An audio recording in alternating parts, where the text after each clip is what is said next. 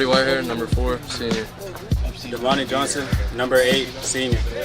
Chris Wilson, 21, senior, Red Guy Beauty. Caraboda, number 3, junior. Dominic Fantasia, number 33, senior, owner of El Paso. Rudy Corella, 6, sophomore. Ken Dinger, number 10, senior. Go Bears. Rock Martin, number 5, senior. Avon Jones, number 11, senior. Logan Canfield, number 2, senior. Trey Cumberledge, 81, senior. Jeffrey Calger, number 80, senior. Trevor Bigelow, number 55, senior. Caleb Arbogast, 50, senior. Go Bears. Tristan Ramsey, 74, junior. Deshaun Floyd, number 75, junior. Powers Dawson, number 60, senior. Back to back. Hunter Bigelow, number 51, senior. Javen Papali, number 59, junior. Tribal chief. Quinn Atkinson, 70, senior. Go Bears. Lovokul Kalkini, 65, senior. Maximilian Fimcasero, number 40, senior. För det Vaterland. Now back to Polar Bear football on 93.1 WFGM, brought to you by your local Parmar store. Here's the voice of the Polar Bears, Jeff Carpenter. Tonight from Knights Stadium in Kingwood, it's Polar Bear football as Fairmont Senior meets the Preston Knights. I'm Jeff Carpenter alongside Ray Frazier for this matchup tonight. The Polar Bears have won 20 in a row against Preston. The last time the Knights defeat the Polar Bears, it was on this field back in 1999. And since that time, the Polar Bears have won every game the two teams have played. And most recently, the games have been very lopsided. And tonight, it has the potential to be that way as well. Preston lost its first game of the season by just a touchdown to Hampshire, but then last week struggled against North Marion, losing 41-7. So the Knights are 0-2. The Polar Bears are 2-0. I checked in with Preston coach Mark Deep before the game tonight. Get a scouting report on his Preston team. Oh, man. We're going to come out. We're going to play hard. We'll be in a single wing offense. Probably we'll change our defense up. We'll probably play a 3-front tonight. But no, it's just we're gonna. What we need to be is more competitive. So I think we've shown that the first couple games. So hopefully we come out tonight and hey, we're playing against one of the best teams in the state. So we'll measure ourselves a little bit tonight. When your offense is doing what you want it to do, what will it look like? It will look 3-4 yards at a time. We want to control the clock. That's the key for us. That's who we have to be. And then, you mix in throwing a shot in here and there. So, we got some kids back this week. Unfortunately, we are missing quite a few with everything that happened here this week. But we'll get through it. What are your thoughts of this Fairmont team? They're a great team. Fast, speed, athleticism everywhere. But they always have that, right? They just have more of it this year. But no, we expect what we see every year. It's the athleticism they put out on the field and the speed. So it's hard. It's hard for anyone to compete with that speed and athleticism. That's Mark Deep, the head coach of the Preston Knights. Ray, you are looking down on the field now, getting ready for the start of this game. Your thoughts on this Preston team Polar Bears face this evening? Yeah, Jeff, this is a game where I think we need to focus. We need to focus more on ourselves tonight. The thing is, this is going to be a challenge because we have to focus on ourselves. Just to make sure that we're trying to get better each week for the ultimate goal that we're trying to get to, which is a state championship. I look for this Preston team to come out and try to play hard and fight hard, but I think it's about us tonight more so than it is about Preston. It's a tough matchup when you're going up against the Polar Bears, and especially a little bit short-handed. This Preston team has a couple of injuries, but then they had a situation here this week where School was called off yesterday because of a serious threat. There was an arrest of a Preston student. Some of the Preston parents did not want their kids playing football tonight. You might have heard their coach inferring that there are some kids who aren't here tonight who typically would be. Makes it very difficult. I checked in with Brody White here before this matchup tonight. He's off to a great start. Find out what his expectations are for himself this season. I'd say just expectations. I've had them throughout my career, but I'd say this year, heading into the last one, the resume that we've kind of built as a team, I'd say that's probably the biggest thing that's changed, the biggest factor heading into the season. Obviously, we've got a lot of transfers, so I'd say that's definitely a big part of it. When you have kids that are new to the program, but they're upperclassmen, how is it that they fit in? Just leadership and really just like focusing on that part of the game. I mean, that carries the team a long way. It's the difference between week 1 teams and then week 15 teams, truly. Offensively, you've got a lot of weapons, both running the ball and throwing the ball. What's it like to be quarterback in that setting? Very comfortable. Just no real putting pressure on myself, just letting my teammates do the thing. So I'd say just having that confidence in my teammates that know their abilities, know what they're capable of, just trusting them. That's Brody White here, record-setting quarterback for the Polar Bears. He comes into this game tonight. He needs 825 passing yards the rest of this season to become the all-time leader in school history. He averages about 200 a game, so you can tell he's most likely going to get it if he stays healthy. Yeah, definitely. I mean, we would expect nothing less from Brody. I mean, he's proven that he's a veteran there at the quarterback spot, and it's such a luxury to have him playing there because he's so gifted in what he does and seeing the field, and so he's playing very good football right now. Coin toss going on at the center of the field. Now we're playing on natural grass tonight, so that's just a little bit different. Preston has won the toss and elected to receive, and that's convenient for the Polar Bears because had they won the toss, they were going to defer and most likely kick off. So Fairmont Senior is going to be kicking off even though it didn't win the coin toss, and that's what it wanted to do anyway. The Knights here, this is a picturesque stadium here.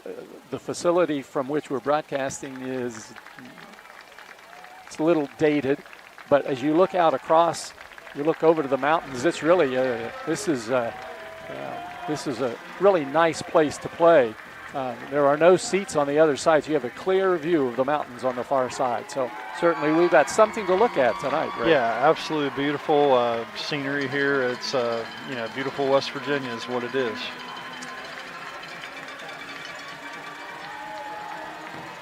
The Polar Bears are in the away uniforms, and those are blue pants, white jerseys, white helmets. The Knights in the home black pants, black jerseys, silver numbers, and black helmets. These Knights played North Marion last week, another black and silver team. They played here at Knight Stadium. You take a look at Preston's schedule, and it's home heavy at the beginning of the year. They play their first 3 games at home, and in fact, they play 4 of their first 5 games at home. After tonight, they'll play at RCB next week, and then make the Marion County trifecta. They'll play East Fairmont at home, and that will be the final Marion County team on their schedule. Cam Peschel is going to be kicking off for the Polar Bears. Kickoff temperature 73 degrees. We have a little bit of a breeze here on natural grass. So Cam Peschel, warm-ups tonight, struggling just a little bit because he's not used to kicking on grass.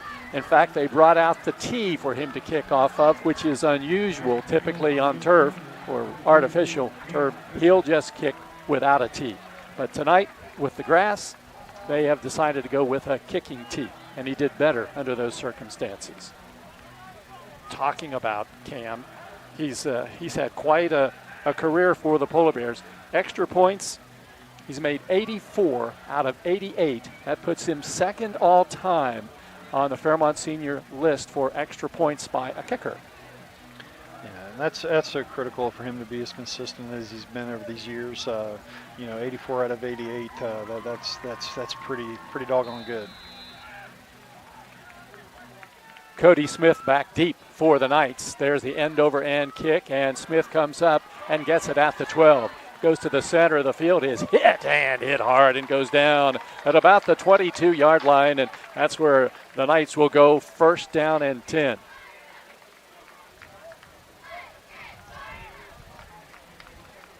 At quarterback for Preston, a guy with a little different name, Slayton Manco. Slayton is his first name. And he is a junior.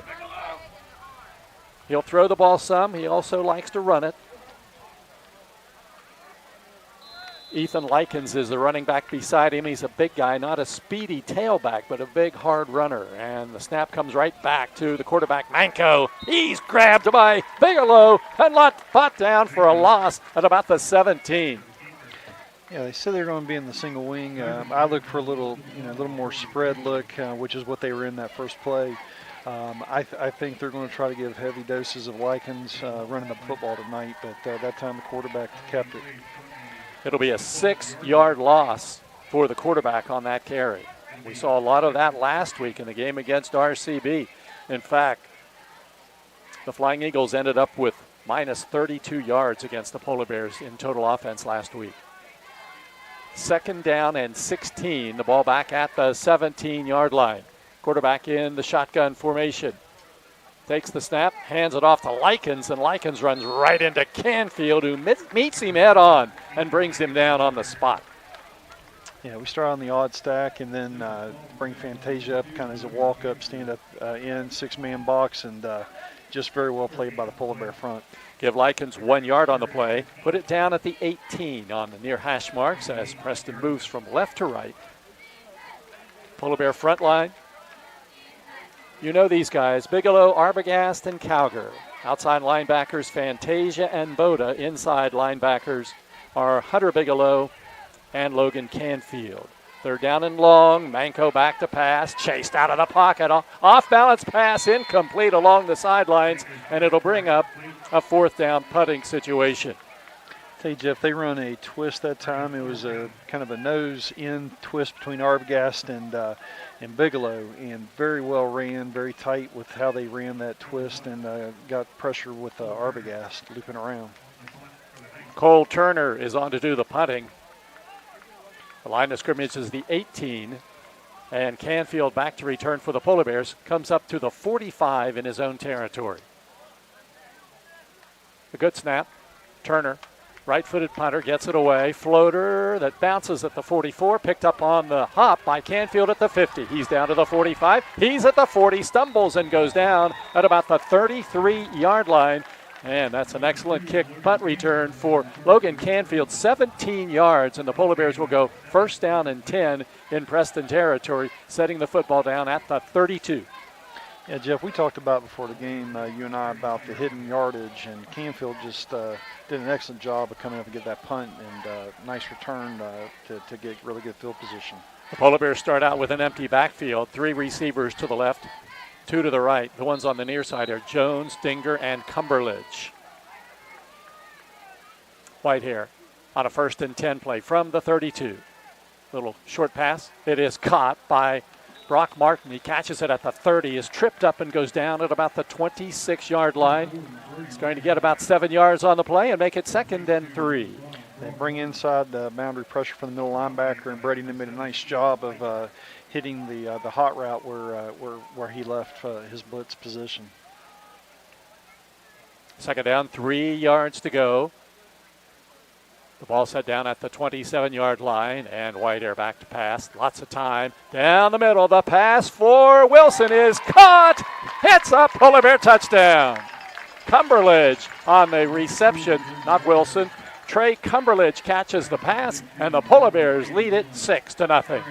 Yeah, one of the things as an offensive lineman you have to do is make sure you look at inside pressure before outside, and Bigelow did a nice job of picking up the B-gap pressure, slid down, and give Brody enough time to throw that pass. Here comes the extra point for Cam Peschel, kicking from right to left.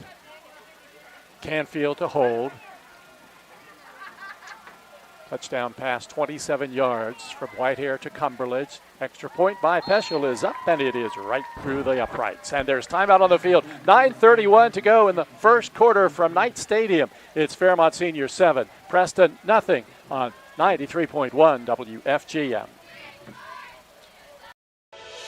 Hi, my name's Zach Frazier, and I'm from Fairmont, West Virginia. And when I'm back at home in Fairmont, you'll find me at my local Parmar store. We had that Golden Boot pride at Parmar.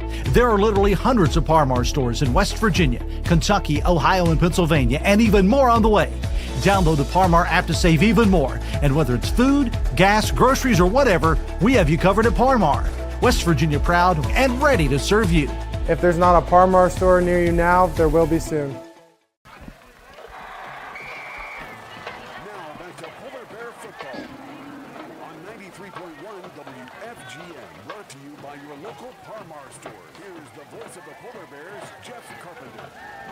Trey Cumberledge catches his second career TD pass from Whitehair, and the Polar Bears open up a 7-0 lead. Peschel ready to kick off for the Polar Bears. He'll kick off from right to left with the ball teed up in the center of the field. Still plenty of daylight here. So we're early in the first quarter. There's a kick that's taken at the 11-yard line. Brought this way, out over the 25 and up to the 30-yard line by Cody Smith, and he's going to be run down just over the 30-yard line. A very good opening drive by the Polar Bears, very efficient, very businesslike, very well protected, off to a good start. Ball set down at the 31. That's on the near hash mark, so they have lots of room to the left. Sidelines closer to the right side. Smith and Turner are receivers to the near side for quarterback Manco. In motion goes Cody Smith, and he gets the handoff sweeping to the left, and he's upended behind the line of scrimmage. The Polar Bears, Cannon Dinger came in. Jeff Calger was also over there for Fairmont Senior. Big defensive play, another tackle for loss, and it's 2nd and 13. Yeah, Calgary does such a nice job of playing that stretch play the way he's supposed to, keeping that outside arm free the way he's supposed to, and leveraging the C gap, and that's exactly what he did on that play. That's the third running play tonight for the Knights, and they have -8 yards on 3 plays. 8:45 turning clock, first quarter. Polar Bears 7, Preston nothing. Wide out to the near side. Ball set down at the 28. 2nd and 13. Manco back to pass. Has pressure, but sends it to the far side, and a beautiful catch. No, he drops it along the sidelines. They say incomplete. Intended for, that was Aiden Schmidl, the intended receiver. Couldn't hang on to the ball, and it's 3rd down and 13. Schmidl didn't come up with that, but what an effort. That was about as good an effort you'll see in a high school football game. Nice try. So 3rd down and 13 now. Tough situation for Preston. They've only had one positive play, and it just went for 1 yard. Now they're looking at a 3rd and 13 on their second possession of the night. They spread out the receivers to the right side. Polar Bears rushing the quarterback. He sends it downfield. Beautiful pass, and it's caught at the 40-yard line. Taken down to about the 20 for a first down, and a big play. That was Schmidl on that reception, and a big play for the Preston Knights. They're going to set the football down at the 22-yard line. Yeah, give credit to the Preston quarterback that time, staying in there and taking a shot. I mean, he got drilled, and he stayed in there in the pocket and delivered the ball. Beautiful pass. That's a 50-yard pass, and gives the Knights some life. A big play, and it was thrown. It was perfectly thrown, right in stride for Schmidl along the sidelines. And so now the Knights are knocking at the door at the Polar Bear 22. First down and 10. Likens to the left of the quarterback. And he gets the handoff, and he is brought down nicely. That's Canfield again. Another tackle for loss. Had him by the ankles and brought him down for a loss of 1 at 2nd and 11. Yeah, just really nice job by Cam filling the A gap, just maneuvering in there the way you're supposed to, filling the hole. The quarterback, Manco, along the sidelines with the coaching staff bringing the play in the old-fashioned way, trotting in from the sidelines to the huddle. Schmidl goes wide to the left side, keeping an eye on him now. He almost made a great catch and then caught a 50-yarder. 2nd and 11 at the Fairmont 23. Manco back to pass again, getting pressure, sends one down the sidelines, and the pass is overthrown, incomplete. Just getting rid of the ball that time. Cody Smith was in the area, but not too close to it, and it's going to bring up a 3rd down play. Yeah, it looked like Smith saw some pressure and looked like he was trying to break his route off as kind of a side adjustment where he was going to curl up, but the quarterback thought he was going to be throwing deeper.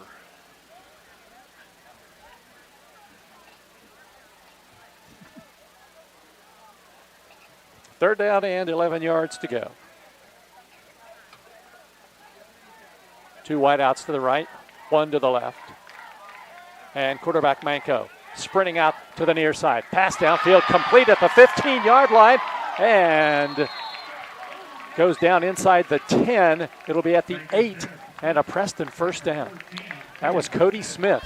Nice catch and run. Yeah, I like the play design. I think they need to do more of that because with this Polar Bear pass rush, it's just too much to ask him to stay in the pocket.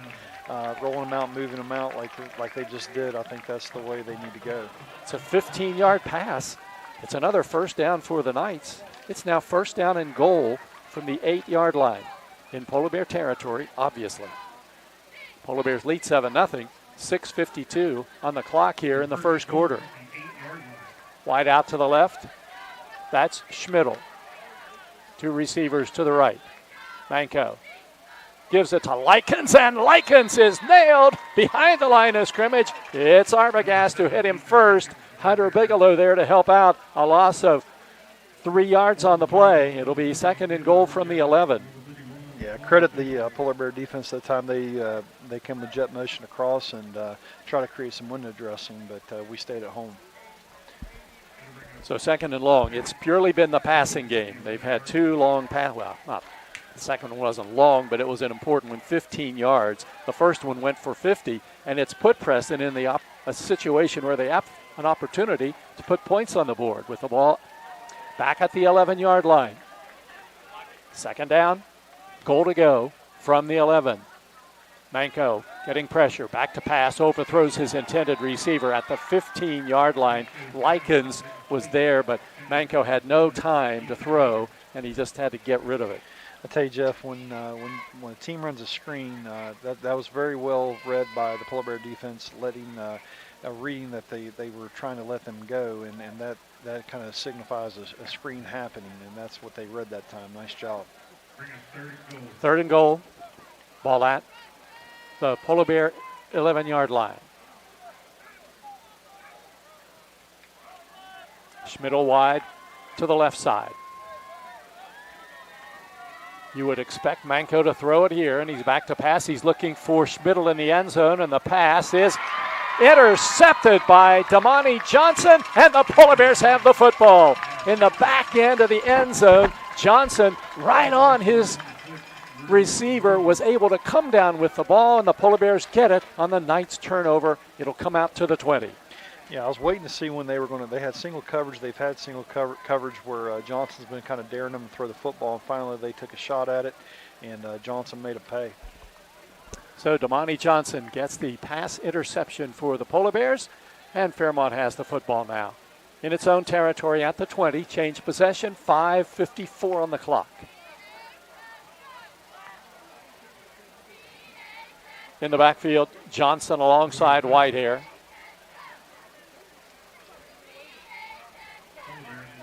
Navon Jones and Cannon Dinger, receivers to the right side. Brock Martin, receiver to the left. Calger in at tight end on the right. Handoff goes to Johnson off the right side. He gets up to the 20, the 25, the 30, the 35, the 40. He's at midfield and run out of bounds. Damani Johnson with a big gain on a run off the right side. Let's see where he stepped out.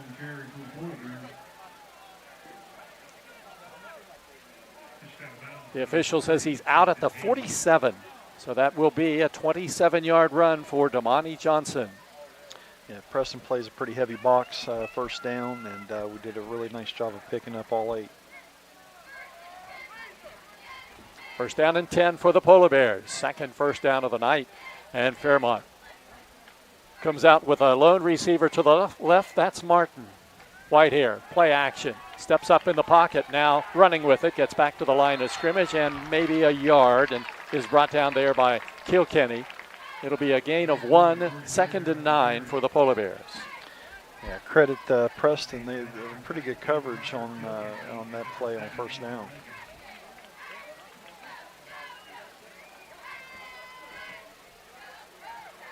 Tristan Ramsey, the Polar Bear center, out over the ball. It's 2nd down and 9. Whitehair.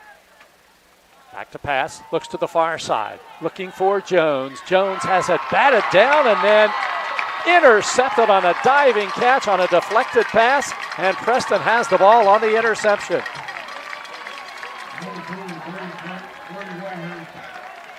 Looks like Cole Turner is the player that made the big defensive play for the Knights, diving for the interception after the ball had been deflected by a fellow defender. And the Knights have the football with 5:06 to go in the first quarter.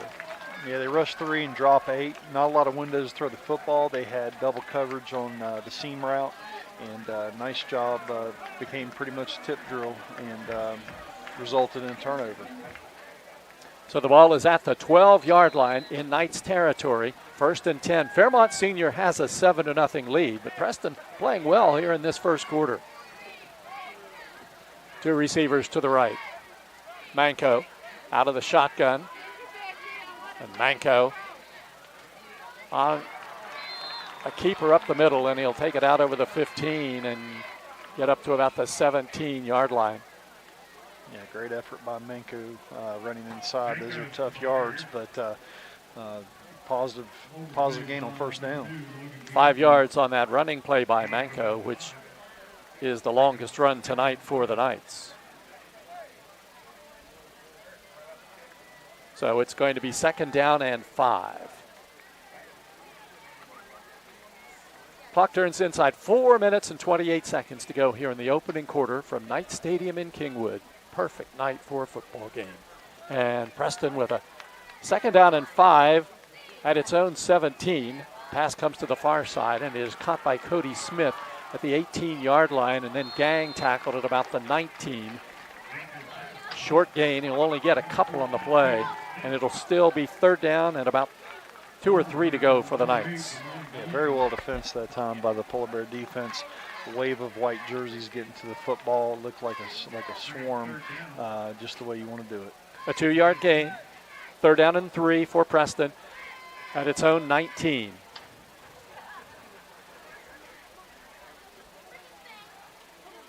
The Knights have already thrown 8 passes tonight, completing 3. Wide out, split far to the left side, and then 2 receivers bunched to the right. Manco gets the snap, runs it up the middle, gets it out over the 20-yard line to about the 21, but it doesn't appear to be enough for a first down, and it'll force a punting situation for Preston. Yeah, it's just so tough to run on this Polar Bear front, especially particularly in between the tackles with this interior. Very difficult.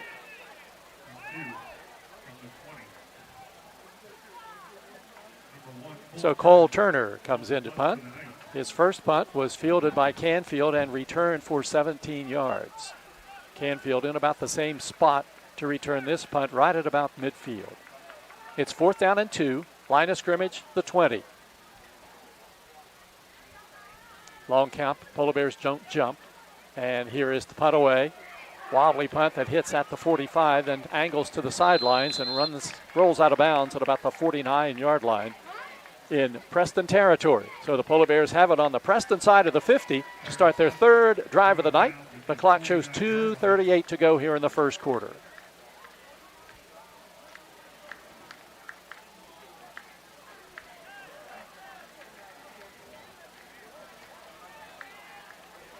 Front line for the Polar Bears on this side. Powers Dawson is the tackle. Deshaun Floyd is the guard. Tristan Ramsey is the center.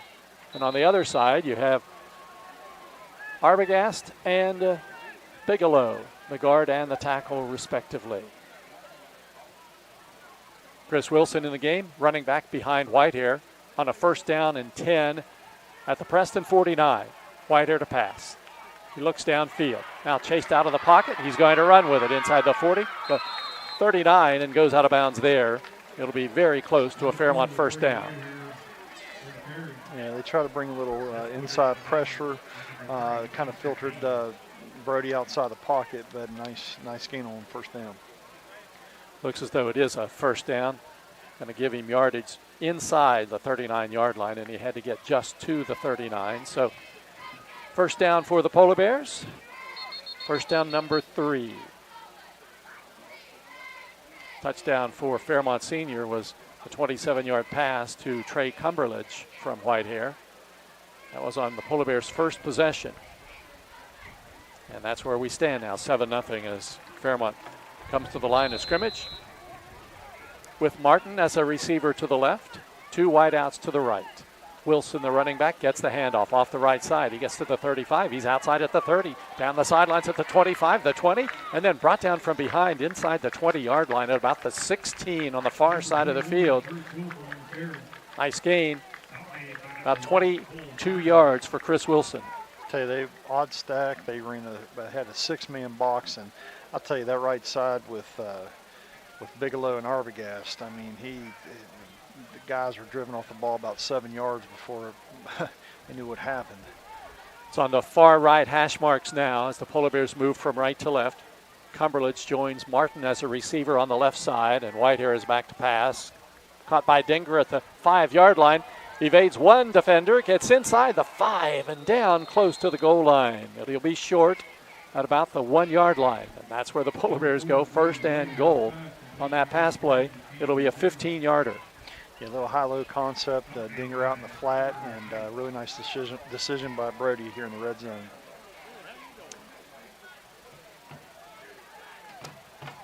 First down, goal to go for the Polar Bears. The ball is at the 1. Wilson behind Whitehair. And Wilson gets the handoff. He cuts it to the outside. He breaks free, takes it into the end zone. It's a Polar Bear touchdown. Chris Wilson on a 1-yard run puts the Polar Bears on the scoreboard again, and Fairmont leads it 13-0.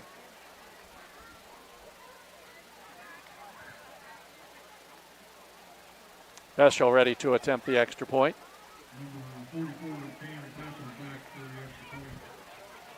Canfield to hold.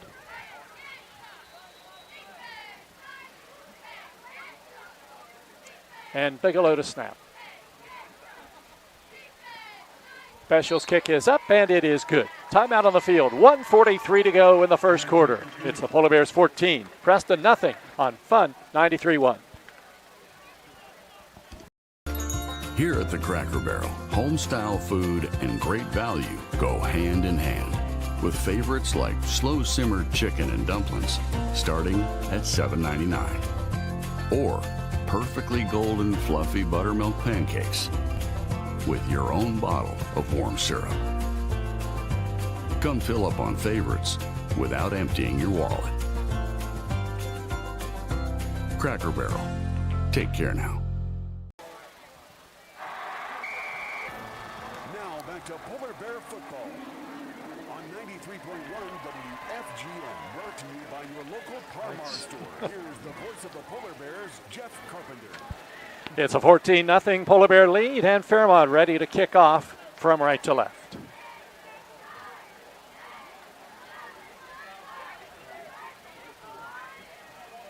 Chris Wilson scored his 2nd touchdown of the season on that 1-yard run moments ago. He set it up with the 22-yard run prior. And now Peschel ready to kick it off from right to left. He's been kicking it close to the 10-yard line on his first 2. Let's see what he does this time. Well, it's not Peschel this time. It's going to be Sam Flower kicking off for the Polar Bears. Flower limbering up as he approaches the ball from right to left. End over end, but short. And it's going to be caught at the 15, dropped, picked up again, and then a lateral run, and no place to go. And he's going to be brought down at about the 13-yard line.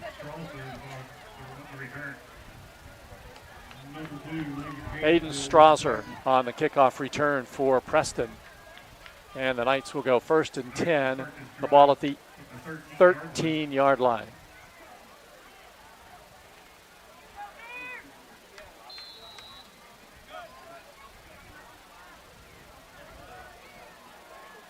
Defensively, the Polar Bears have the same group in there that started the game. It's 1st down and 10 for the Knights now, nearing the end of the first quarter. Manko back to pass, and he's pressured, and he's going to be sacked just outside the end zone at the 1-yard line. Arbogast and Bigelow thought maybe they had a safety, but they have him marked down at the 1. Yeah, no chance that time. The Preston offensive line from center over to tackle, they could not handle those two. That's very hard to do. Yes, so many times almost every play looks like a screen pass because the Polar Bears get so much pressure. You're thinking, oh, okay, must be a screen. Yeah, we've said it all year so far. I mean, it's just a big advantage to be able to get pressure with just three defensive linemen. Close to a safety now. The ball on the 1-yard line. 2nd down play. Manko back to pass. Lets one go downfield and throws it out of bounds, incomplete at the 25-yard line. Just dropped back, threw it as far as he could down the sidelines, and nobody there. The ball sailed out of bounds, so it's going to bring up a 3rd down play. Yeah, got blitz pressure from Canfield through the B gap, and really good job by him of timing that blitz out. You don't want to show that too early, and he did a really good job that time of timing it up. Right guard opened his hips and gave up some pressure. It's 3rd down and 22 for Preston at its 1-yard line. Not an ideal situation. 40 seconds left in the first quarter. Manko stands in his end zone in the shotgun formation. He has Likens beside him. And Manko to pass, getting pressure over the middle. The pass is incomplete. Thrown a little bit behind the intended receiver, Smith. Brock Martin was in the area, but the pass was really behind Smith, and he didn't really have a chance to come down with it. Now he's a little bit shaken up on the play. So we have an injury timeout with 37 seconds to go in the first quarter from Kingwood. It's Fairmont Senior 14, Preston nothing on 93.1 WFGM. When it comes to vaping, the truth can get clouded. National Bank, where you can purchase or refinance your home with the no down payment Champion Mortgage. No down payment, no private mortgage insurance, no kidding. Visit your local branch to get started today. City National Bank, member FDIC, equal housing lender. To learn more, log on to mortgage.bankancity.com.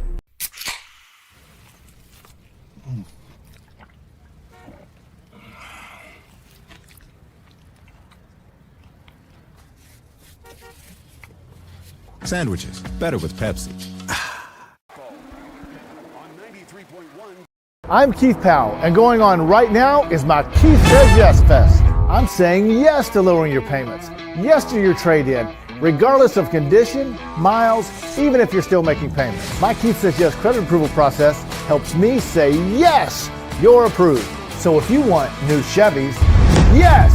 New Fords, yes. Lifetime warranty, yes. Come see me, Keith Powell at Yes Chevy in Hurricane and Yes Ford in Huntington. But then an interception gave the Polar Bears the ball back, and we're right back now in a 2-touchdown lead as we near the end of the first quarter. Looks like just a cramp issue for Cody Smith. He was the intended receiver on the last play, and he's up and jogging off the field. He's okay. You know, last week we had that situation with Junior Smith of RCB when the officials made him leave the game when he re-entered after being injured because of concussion concern. I talked with Dick Bardick about that, and he said the rule now is that if the officials send you to the sidelines, the only way you can come back in is with a note from a doctor. So what's the likelihood of that happening in a game? So when the officials send you to the sidelines, you're most likely going to stay there. Ready now for a 4th down play for Preston. Punting situation from their 1-yard line.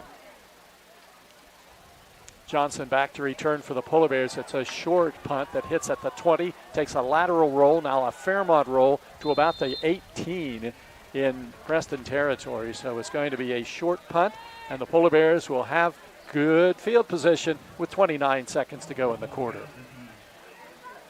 17-yard punt, let's see. No, it's at the 19. It's an 18-yard punt.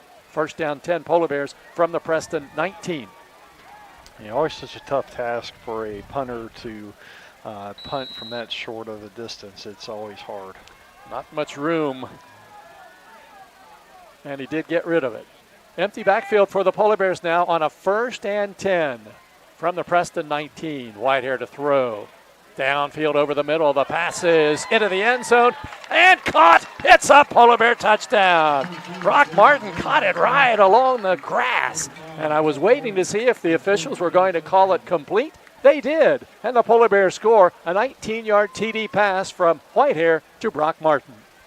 Yeah, empty set by Fairmont Senior and really well protected. Only 5 in protection, and we picked the whole thing up, and Brady did a nice job delivering. Peschel ready to kick the extra point from right to left. Pretty quick scoring drive for the Polar Bears. Kick is up, and it is good. Timeout on the field, 23 seconds to go in the first quarter. It's the Polar Bears 21, Preston nothing on 93.1 WFGM.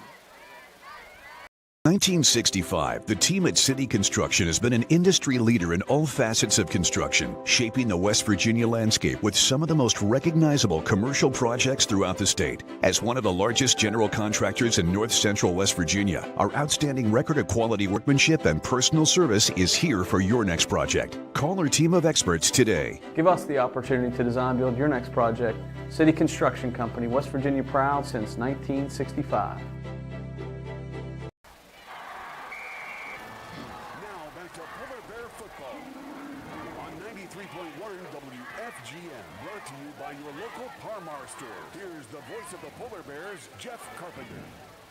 Quick start for the Polar Bears, a 21-0 lead over Preston. And the Knights are going to get the football back. And Peschel is back in to kick off for the Polar Bears.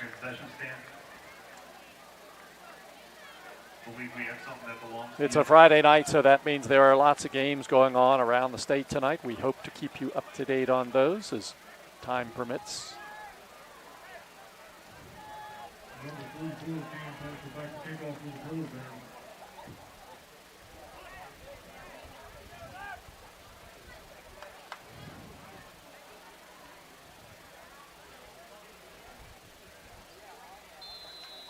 Cody Smith back deep to return this kick from Peschel.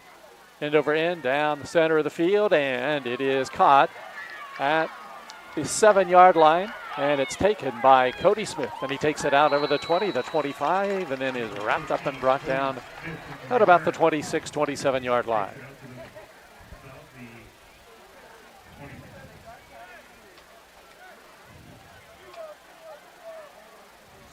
Call it the 26. And the Knights will go from there. First down and 10. Now call it the 27. So Preston has it now with 15 seconds to go in the first quarter. Polar Bears have scored quickly. Fairmont's not run a whole lot of plays. Preston has more plays in their book so far, but no points to show for it. First down play from the Knights 27. Manco, back to pass. Bigelow after it. Screen pass over the middle, and it is caught at the line of scrimmage. And then Smith stretches forward. The ball pops loose, but he manages to get it back at about the 32-yard line. It'll be a gain of 5, 2nd and 5. Yeah, that clock has to be going off in his head very fast. And we've reached the end of the first quarter from Knight Stadium in Kingwood. The score, Fairmont Senior 21, Preston nothing on 93.1 WFGM.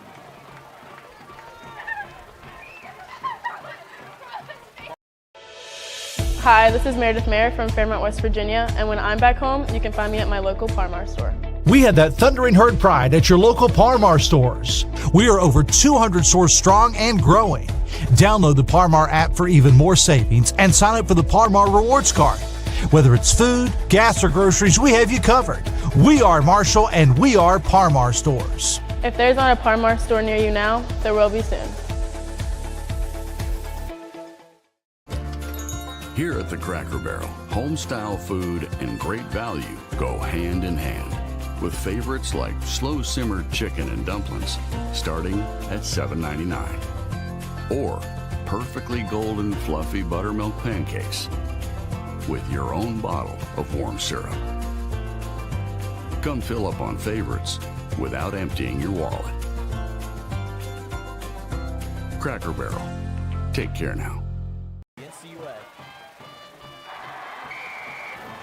Now back to Polar Bear football on 93.1 WFGM, brought to you by your local Parmar store. Here's the voice of the Polar Bears, Jeff Carpenter. Fairmont leads at 21-0. We start the second quarter with the Knights in possession of the ball, looking at a 2nd down and 5 at their own 32-yard line. Now Preston moves from right to left.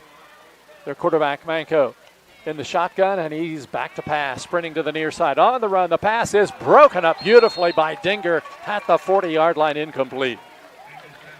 Yeah, I think that's more of what Preston needs to do. They can't let him just stay in the pocket. Way too much pressure up the middle. That's about the only chance they have, is to roll him out a little bit. East Fairmont renewing its series with Bridgeport this year, and they're playing at Bridgeport tonight. The Indians lead 22-0 in the first quarter.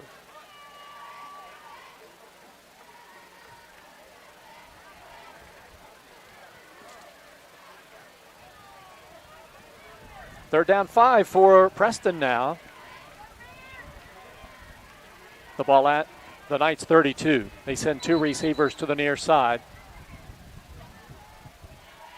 And an official's time at the line of scrimmage. And the play clock is at 5.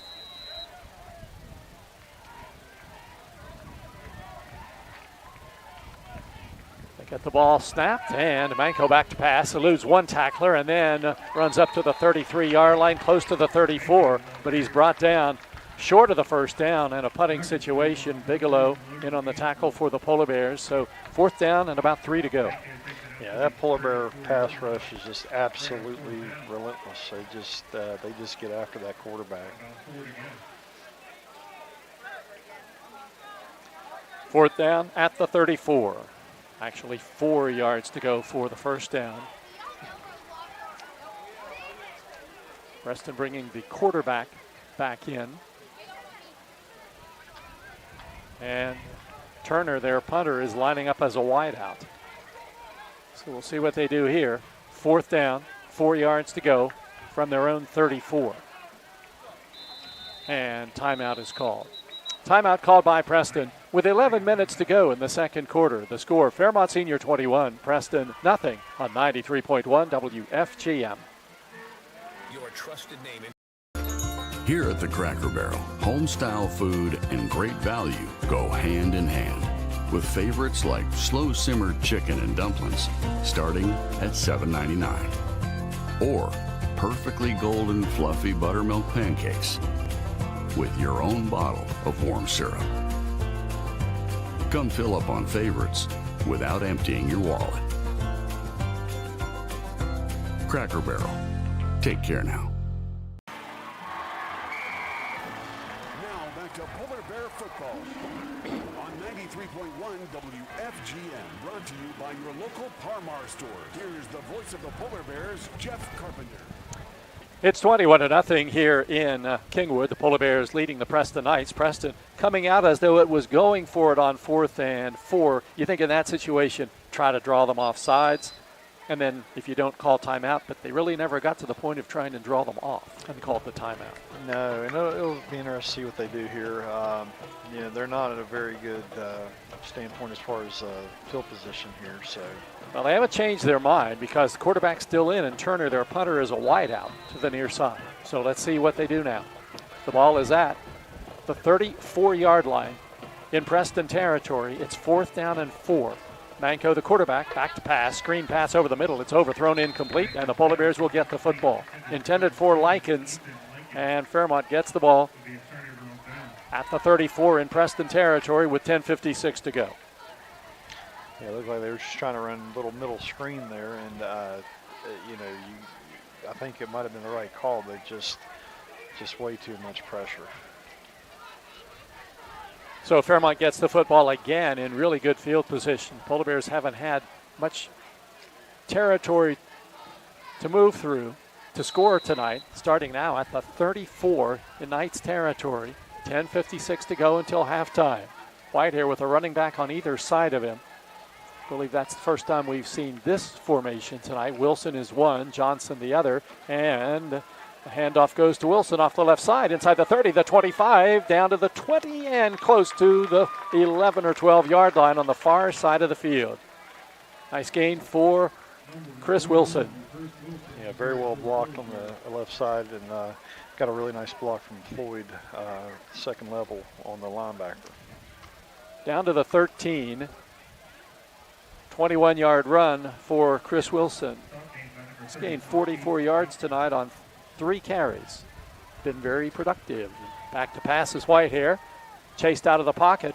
Now runs upfield. Flags are down. He gets to the 10, and he'll take it into the end zone. But there are flags down in the Polar Bear backfield. And a Preston player is down too.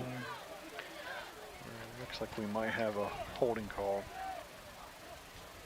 Definitely a penalty against the Polar Bears.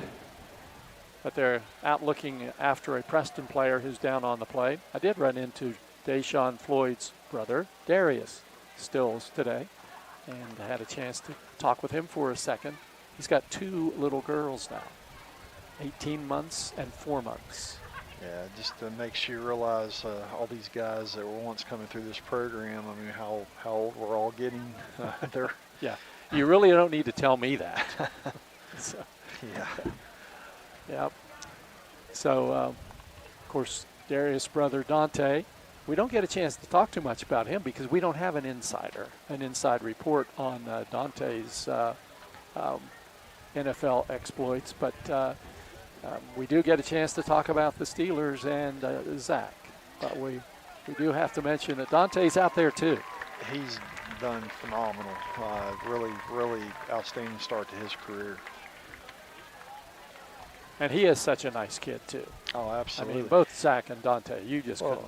That's one's your son, so you have a hard time talking about him. But well, the thing is, both those guys are really first-class individuals. They're really good football players, but they're even better people. So the injured Preston player has been taken care of. The penalty assessed against the Polar Bears for holding. And it takes the football back to the 24-yard line, and it'll be first down and 20 for Fairmont Senior. 2 receivers to the right side, Dinger and Martin. In motion comes Devon Jones. Shovel pass to him. Brings it this way, gets to the 25, now decides to go back the other way. Uh-oh, he's down to the 20. He's at the 15. He's at the 10, the 5, into the end zone. It's a Polar Bear touchdown, but there's a flag down on the other side of the field. Yeah, Jeff, anytime you have a play, it kind of reminds you of the old Marcus Allen play in the Super Bowl. It starts off one way and then goes back the other way, but anytime that happens, there's always a chance for a holding call or something to go against the offense. So let's see what happens. Yeah, that play was not designed to be a touchdown on the far side of the field. It was a play coming this way, and Jones just saw what was ahead of him and did a 180. And another holding called against the Polar Bears. This one from the 10, so it should take it back to the 20. So you're going to give Jones a gain of 14 yards on that pass play. And it does go as a pass.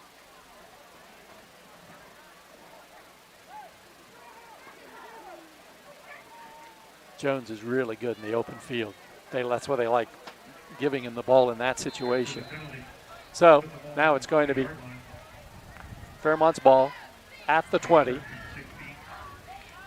And it's still first down. First down and 16 yards to go. And here is quarterback Whitehair. Play action pass down over the middle. The pass is caught by Dinger. It's a Polar Bear touchdown. It's a 20-yard touchdown pass from Whitehair to Dinger. And the Polar Bears lead it 27-0. Yeah, just great read by Brody. When that blitz pressure comes, you want to try to hit the receiver in that area where the guy left, and that's what he's doing so well right now, seeing the field very well. Well, Brody's been just about perfect tonight. He's completed 6 of 7 passes. And that's his third TD pass. Extra point attempt this time is going to come from Sam Flower. The ball is down, the kick is up, and the kick is good. So Flower kicks it good. And there's timeout on the field with 10:13 to go, second quarter. Polar Bears 27, Preston nothing on 93.1 WFGM. National Bank, where you can purchase or refinance your home with the no down payment champion mortgage. No down payment, no private mortgage insurance, no kidding. Visit your local branch to get started today. City National Bank, member FDIC, equal housing lender. To learn more, log on to mortgage.bankatcity.com.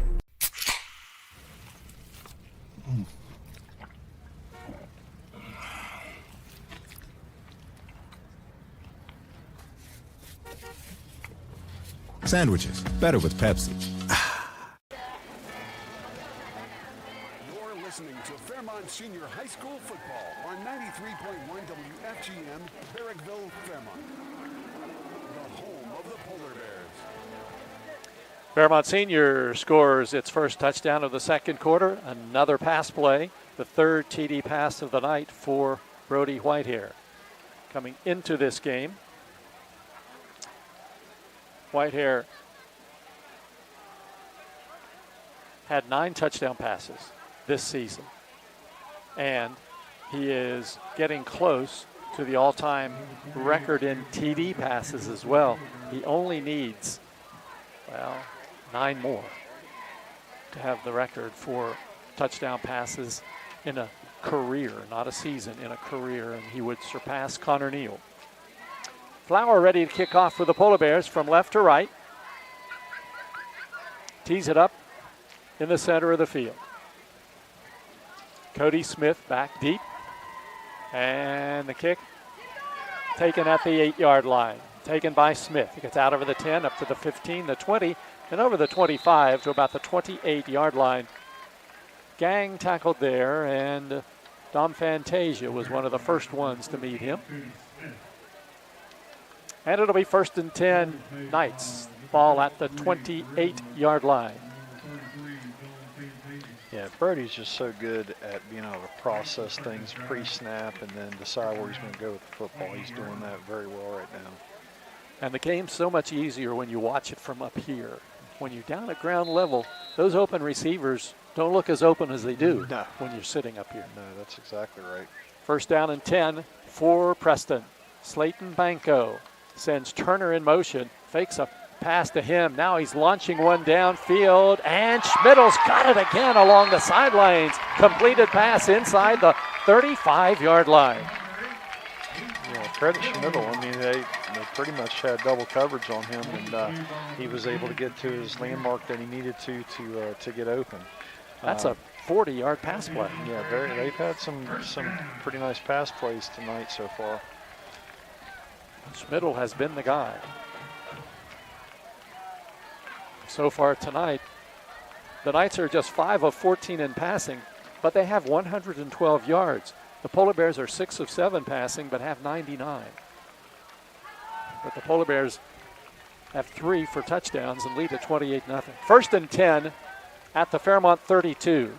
Manco, the quarterback, and he gives it to Smith. Canfield hits him first, and then Atkinson in to help finish him off for a tackle for loss. Yeah, again, Canfield was there initially, and just very well timed blitz. That's something that's kind of a knack to be able to do that, and just a great job by that Polar Bear front 7. 3-yard loss on the play, and it makes it 2nd down and 13 yards to go. The football at the 37-yard line. 8:57 turning clock. 2nd down, 13 for the Knights. Wide out to the right, 2 to the left. Manco, back to pass, getting pressure. Just throws one away, out of bounds. And I don't know if there was anybody over there, but I didn't see a flag. Yeah, I still think they need to try to roll him out a little bit. I know that takes away half the field, but that's the only way to escape a little bit of this Polar Bear pressure. It's just too much to stand in that pocket. Yeah, being Slayton Manco, because you really have to look fast because you have very little time to throw it. And the fact that he's completed a couple of really long passes is testament to his ability to navigate that heavy rush and find a receiver and then get him the ball. Yeah, give him credit. I mean, he's taken some punishment, but he's delivered the ball a couple times very nicely. It's third down. About 14 yards to go for the first down. Turner wide out to the right side, 2 receivers to the left, and quick pass to the near side is incomplete at the 38-yard line. That was intended for Cody Smith. Couldn't bring it down. That one he didn't have to worry about pressure because he just took a quick drop and threw it to the near side of the field, but over the head of Cody Smith, and it's a fourth down play. Yeah, and when that pressure starts coming like it has, I mean, you start hearing that clock goes off in your head a little sooner, and I think that's what happened that time. Fourth down and 14. Well, they went for it in their own territory at the 34, so you certainly think they're going to go for it now in Fairmont territory at the 37. And that's what they'll do as they send Schmidl wide to the right side. He's certainly the one you watch for, and 3 receivers to the left. Manco back to pass, getting pressure. Now he's going to be sacked back at about the 45-yard line. Polar Bears had several white jerseys right on top of him, and the Polar Bears will take over possession of the ball. Yeah, Jeff, I mean, it was about 2 seconds, and he had pressure in his face. I mean, he absolutely had no chance whatsoever. So an 8-yard loss. Possession belongs to the Polar Bears now, and it's going to be first down and 10. The ball at the Fairmont 45, 8:33 on the clock at the change possession.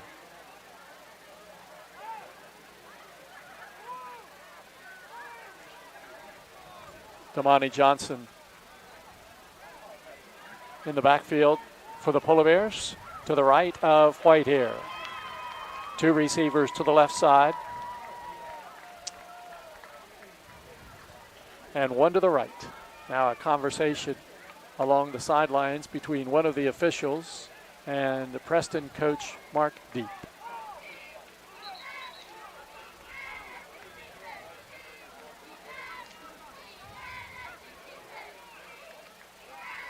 See him looking up into the press box, so I don't know what that, the coach, I mean, maybe he's looking to his coaches for some kind of a clarification on something, but now they're ready to go, even though the Preston coach still standing on the field. Now he wanders back to the sidelines. So the Polar Bears have it, first down and 10 in their own territory at the 45. Jones goes wide to the left side along with Dinger. Wide to the near side, Brock Martin. From the 45, first down and 10. And Damani Johnson gets the handoff behind the line of scrimmage, and he's going to be brought down, and he tried to get free, but he couldn't get past the Preston defender, and that's Likens who brought him down for a big loss on the play. Yeah, they were in an odd stack, 6-man box, and Likens did a really nice job coming C-gap with the blitz that time, and just, you know, that's one of the things in that odd stack you can do is really get creative with your blitz pressures. So a 7-yard loss makes it second down for the Polar Bears. Second down and 17. Football back inside the 40. Downfield, Whitehair passes to Dinger. He's got it at the 25, and he goes down at about the 25-yard line, 20-yard line rather, and the Polar Bears go first down and 10 from there. Another Polar Bear first down on a big pass play.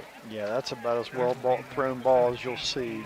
Right down the seam, they bring a blitz pressure inside, and we just pick it up, give them all day to throw the football, and just very nicely done. So a Fairmont first down, clock turns, inside 7:44 to go. The Polar Bears lead 28-0. Football set down at the 19-yard line. Empty backfield, Whitehair back to pass, lots of time downfield. The pass is caught by Dinger, and he is upended inside the 10-yard line. It'll be another Fairmont first down. Yeah, I think Preston's trying to blitz Brody, but he's way too experienced of a quarterback to do that. He'll make you pay. So the football set down at the 6-yard line. First down, goal to go for the Polar Bears from there. An empty backfield for quarterback Whitehair. Back to pass, looks into the end zone, throws it, intending it for Cumberledge, overthrows him. It's incomplete. Second down and goal.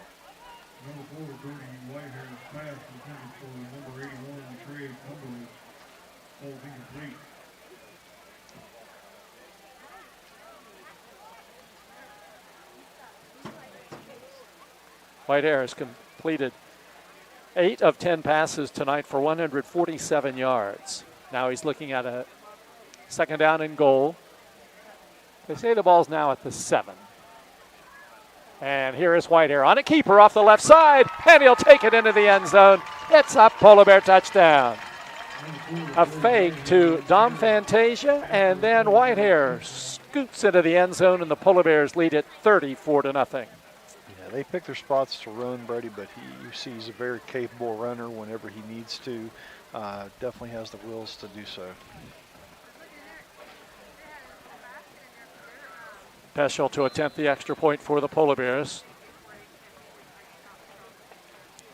34-0 lead midway through the second quarter. Canfield puts the ball down on the tee, and the kick is up, and the kick is good. There's timeout on the field. There's 7:04 to go in the first half. It's the Polar Bears 35 and the Preston Knights nothing on 93.1 WFGM. 1965, the team at City Construction has been an industry leader in all facets of construction, shaping the West Virginia landscape with some of the most recognizable commercial projects throughout the state. As one of the largest general contractors in north central West Virginia, our outstanding record of quality workmanship and personal service is here for your next project. Call our team of experts today. Give us the opportunity to design build your next project. City Construction Company, West Virginia proud since 1965. To Polar Bear Football on 93.1 WFGM, brought to you by your local Parmar store. Here's the voice of the Polar Bears, Jeff Carpenter. The Polar Bears with another score and a 35-0 lead with 7:04 to go here in the second quarter.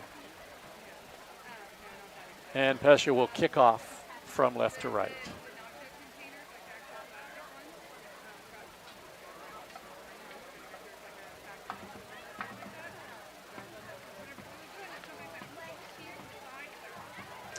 East Fairmont trailing Bridgeport 29-0. That game still listed as a first quarter score.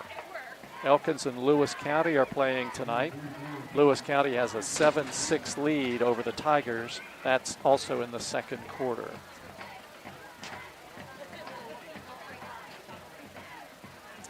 Peschel ready to kick off.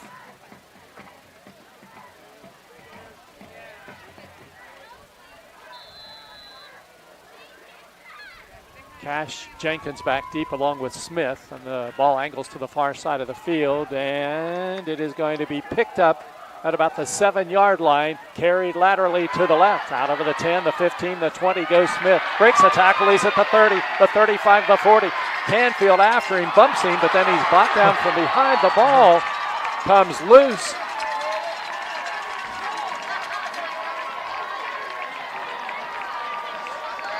I've never seen that before, Jeff. No. Explain to me what you just saw. I don't know. The ball, he had it, then he didn't. Yeah, and all of a sudden, and then another Preston player did. Yeah.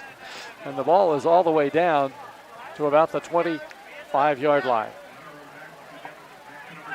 Yeah, that was perfectly placed. It almost looked like he intended for that to happen, but it looked like Canfield must have knocked the ball out or something. Yeah, he is. Yeah, and I thought he was going down. Then all of a sudden, there goes the ball, and the officials are having a discussion, and it might be on whether or not that was a legal play.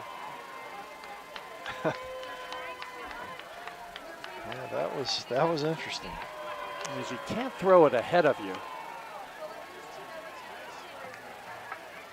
It's almost like a Steph Curry no-look pass. Yeah, something like that. But it's, I guess. They're going to call Smith down with the ball at the 30-yard line. So forget the whatever else we saw there with the ball that ended up in the hands of his teammate. But the ball comes back to the 30, and it's going to be 1st and 10 for the Knights. Still a wonderful kickoff return, though, by Cody Smith. And it's 1st and 10 from the 30. And Manko sprinting to the right side under pressure, completes the pass to Likens, catches it about the 27-yard line, goes down to about the 25. Yeah, still getting pressure, but I think that's the only chance they really have to get him out of the pocket to buy him a little time. I would think they would try to do a little more of that. 4-yard gain down to the 26-yard line. Ethan Likens catching the pass out of the backfield. 2nd and 6 from the 26. Clock shows 6:10 to go until halftime. The Polar Bears have a 35-0 lead. Manko in the shotgun. Gets the snap, back to pass, getting pressure, and he runs upfield inside the 25. He's at the 20, the 15, and then brought down from behind, and a flag is thrown as he goes down at about the 5-yard line. It looked like they called us some man coverage, and he just took off. Nice game. Flag thrown. Manko down at about the 5-yard line. Flag thrown back at the 10. Or just inside the 10. Conference among the officials. Got all of them involved in this one. Waiting for the call from the referee.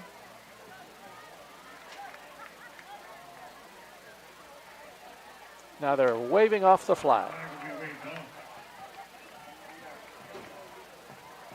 So a 25-yard run for Manko. That's the biggest running play of the night, and that puts him in positive yardage. He was at minus 19. So a 1st down for Preston.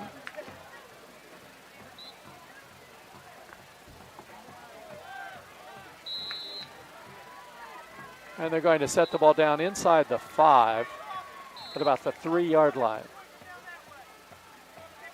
So 1st down and goal to go from the 3. Manko takes the snap, drops it, and now he's dropped at about the 6-yard line by Arbogast.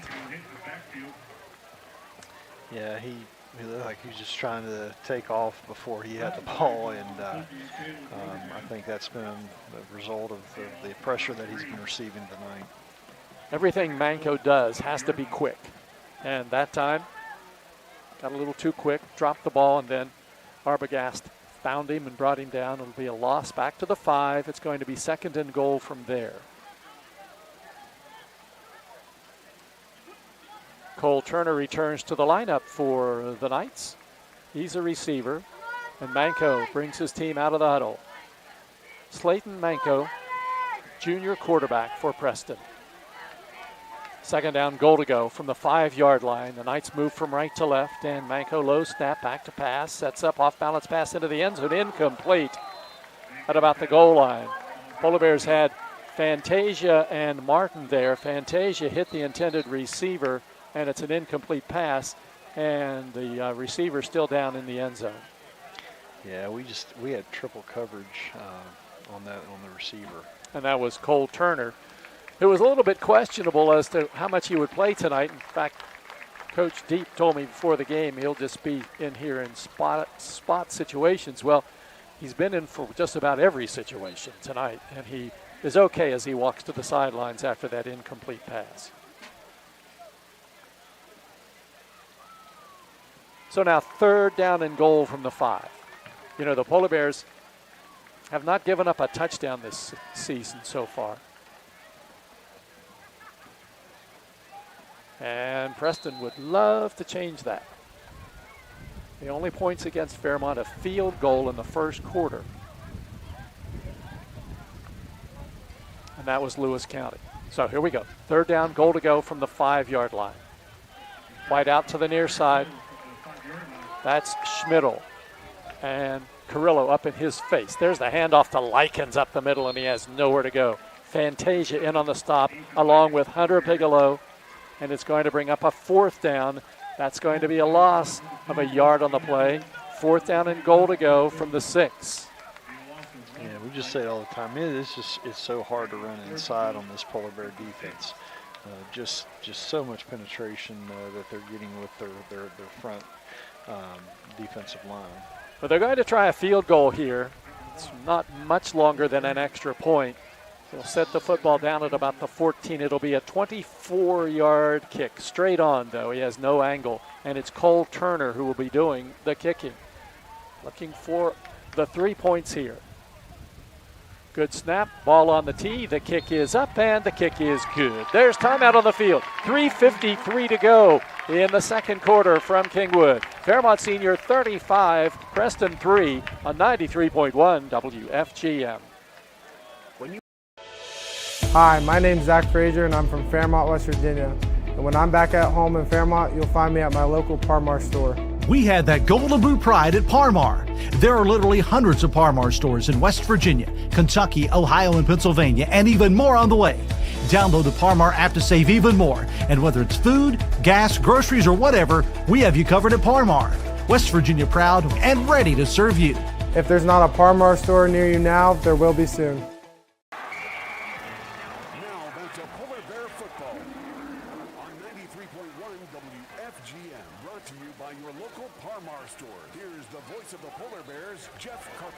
Future Polar Bear opponents playing tonight. University leads Buchanan Upshur 28-0 in the second quarter. Both of those teams are on the Fairmont schedule. And Wheeling Park with a 20-7 lead over Musselman in the second quarter. The Polar Bears will play the Patriots later this season. And East Fairmont still trailing Bridgeport 29-0. Lewis County still leading Elkins 7-6.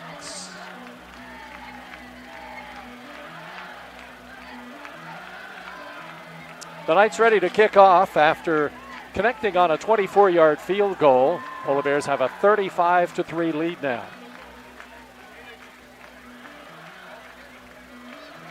And Turner is going to do the kicking. He does the kicking and the punting for the Knights. He only takes about a 3-step approach and kicks it away. End over end kick. Taken over his shoulder by Canfield. Takes it to the 20, up to the 25, the center of the field at the 30, the 45, the 50. Hit and brought down at about the 48-yard line. Had a nice kickoff return for Logan Canfield. He caught it like a wide receiver or a center fielder running back on a fly ball with his back to the infield. Does that make sense? Absolutely. It kind of reminded me of Willie Mays. Yeah. Big catch. Yes. And that one, he was heading in the wrong direction when he caught it, but then spun around and took it up to midfield and across into Preston territory at the 48. So the Polar Bears have it with a 35-3 lead, 3:44 to go until halftime. Whitehair has Wilson as the running back behind him. 2 receivers to either side on this first down play. Here is the fake to Wilson, the keep by Whitehair. To the far side, he's down to the 40, the 35, the 30, the 25, then runs out of bounds deep in Preston territory on a nice gain for Brody Whitehair. Yeah, just a great job of Brody reading Hayes, who came on the blitz. He saw him coming, and he pulled it and made the right decision, and a really nice job. Flag on the play. Personal foul face mask called against Preston at the end of the play.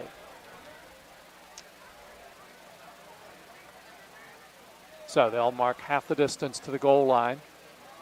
Take the ball down to about the 10. It is really hard to tell the yard lines here. Looks like about the 10-yard line, which means Whitehair's run went to the 20, which means it was a 28-yard run. Kind of figuring out backwards. And it's first down for the Polar Bears inside the 10-yard line. So it's first down and goal, let's say at the 9. Here's Whitehair on a keeper to the left side. He's hit, now he's coming back this way. Going to be brought down behind the line of scrimmage at the 14-yard line. That play was intended to go left, nothing there, so he turned around and came this way to the right side, and Ethan Likens brought him down for a loss. Back at about the 14-yard line, a 5-yard loss. Okay, I have seen enough of Brody carrying the ball tonight. Makes you nervous. Yes, it makes me nervous, and I've seen enough. So let's do something else here. It's going to be second down for the Polar Bears. Goal to go from the 14-yard line. And Brody back to pass. Lots of time over the middle. The pass is caught close to the field. And it's ruled a completed pass and a Polar Bear touchdown. Trey Cumberledge caught that one right at his ankles. Had to wait to see if it was going to be considered a completed pass or not. And it was. And the Polar Bears score again and lead it 41-3. Yeah, another great decision by Brody. Just finding the open guy at the window, and looked like they were trying to play a little more coverage, and made a really good decision finding that window. Extra point attempts coming from left to right for Peschel, with the Polar Bears on top 41-3. The kick is low, no good. And that, just double check that. I think the referee was in a very precarious position. He was trying to signal that it was not, the kick was not good, but then the ball hit him. So it was very difficult on his. It wasn't going to be good anyway, and that was not Cam Peschel. That was he was kind of like in no man's land, I think. Yeah, so the extra point is no good, and with 2:44 to go on the clock, the Polar Bear lead is 41-3. Yeah, it's when the official has to get out of the way of the extra point, you have a pretty good idea it's not going to be good. So we can figure that out from here. So the Polar Bears, after that, the running of Whitehair and then the touchdown pass to Cumberledge, Fairmont Senior is up big now. It's 41-3 with just 2:44 to go in the first half. Trey Cumberledge gets his second touchdown of the night for Fairmont Senior. Next week, the Polar Bears are on the road at North Marion to take on the Huskies. That game, 7 o'clock start, will be on the air at 6:40. Yeah, always a really big game, big county rivalry game, so I know both teams will be looking forward to that one. Flower ready to kick off for the Polar Bears. Ball at the 40-yard line.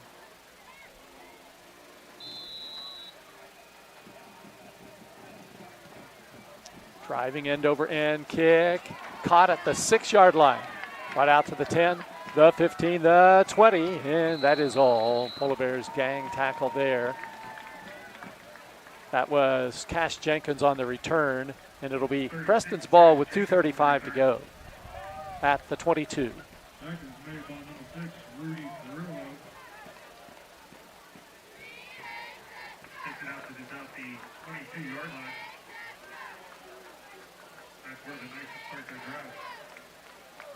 So Preston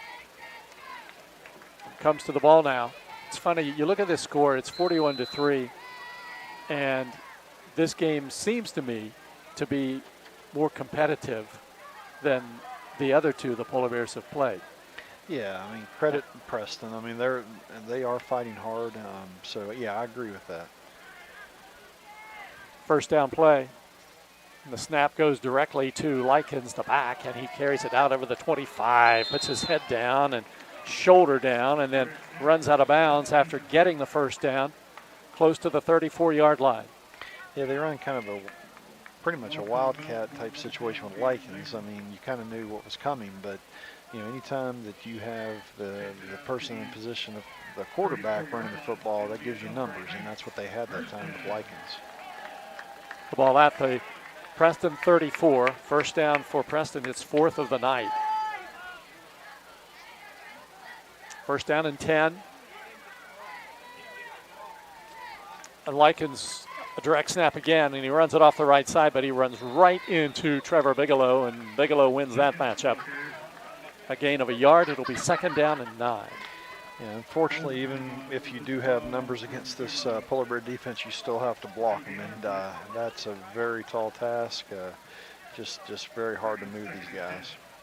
They actually set it down at the 34, which was the line of scrimmage, so no gain. It's 2nd down and 10. Clock turns inside 2 minutes to go in the first half, and the Polar Bears have a 41-3 lead. Cody Smith, the wide out to the near side.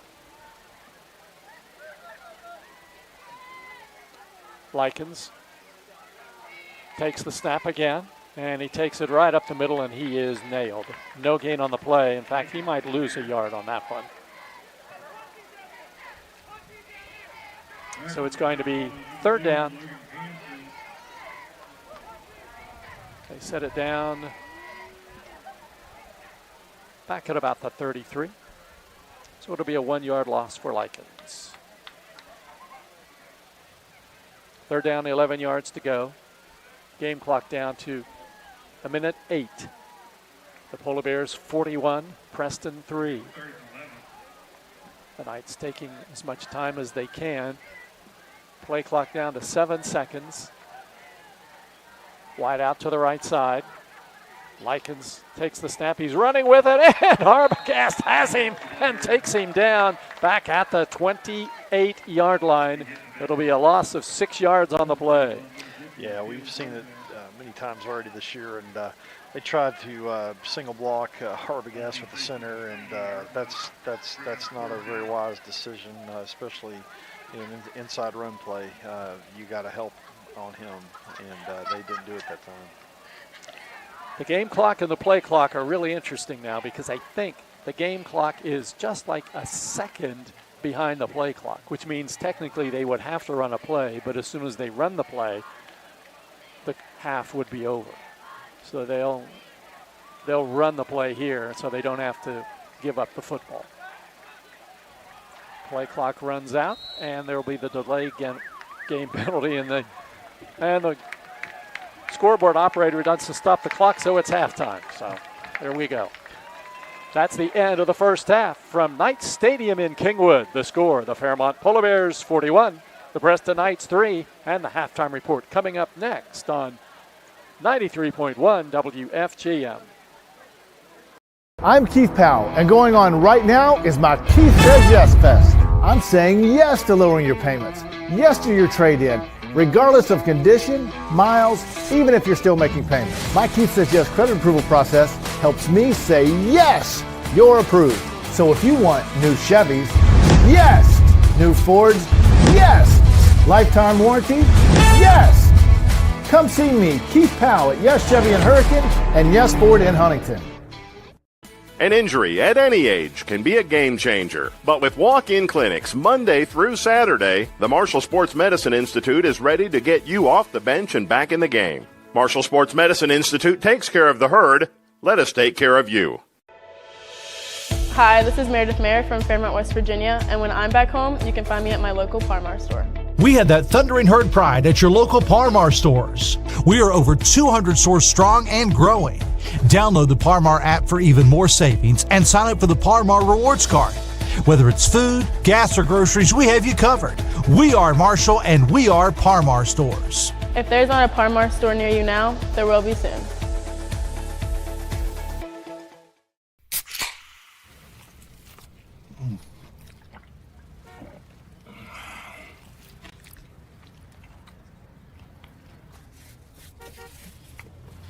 Sandwiches, better with Pepsi.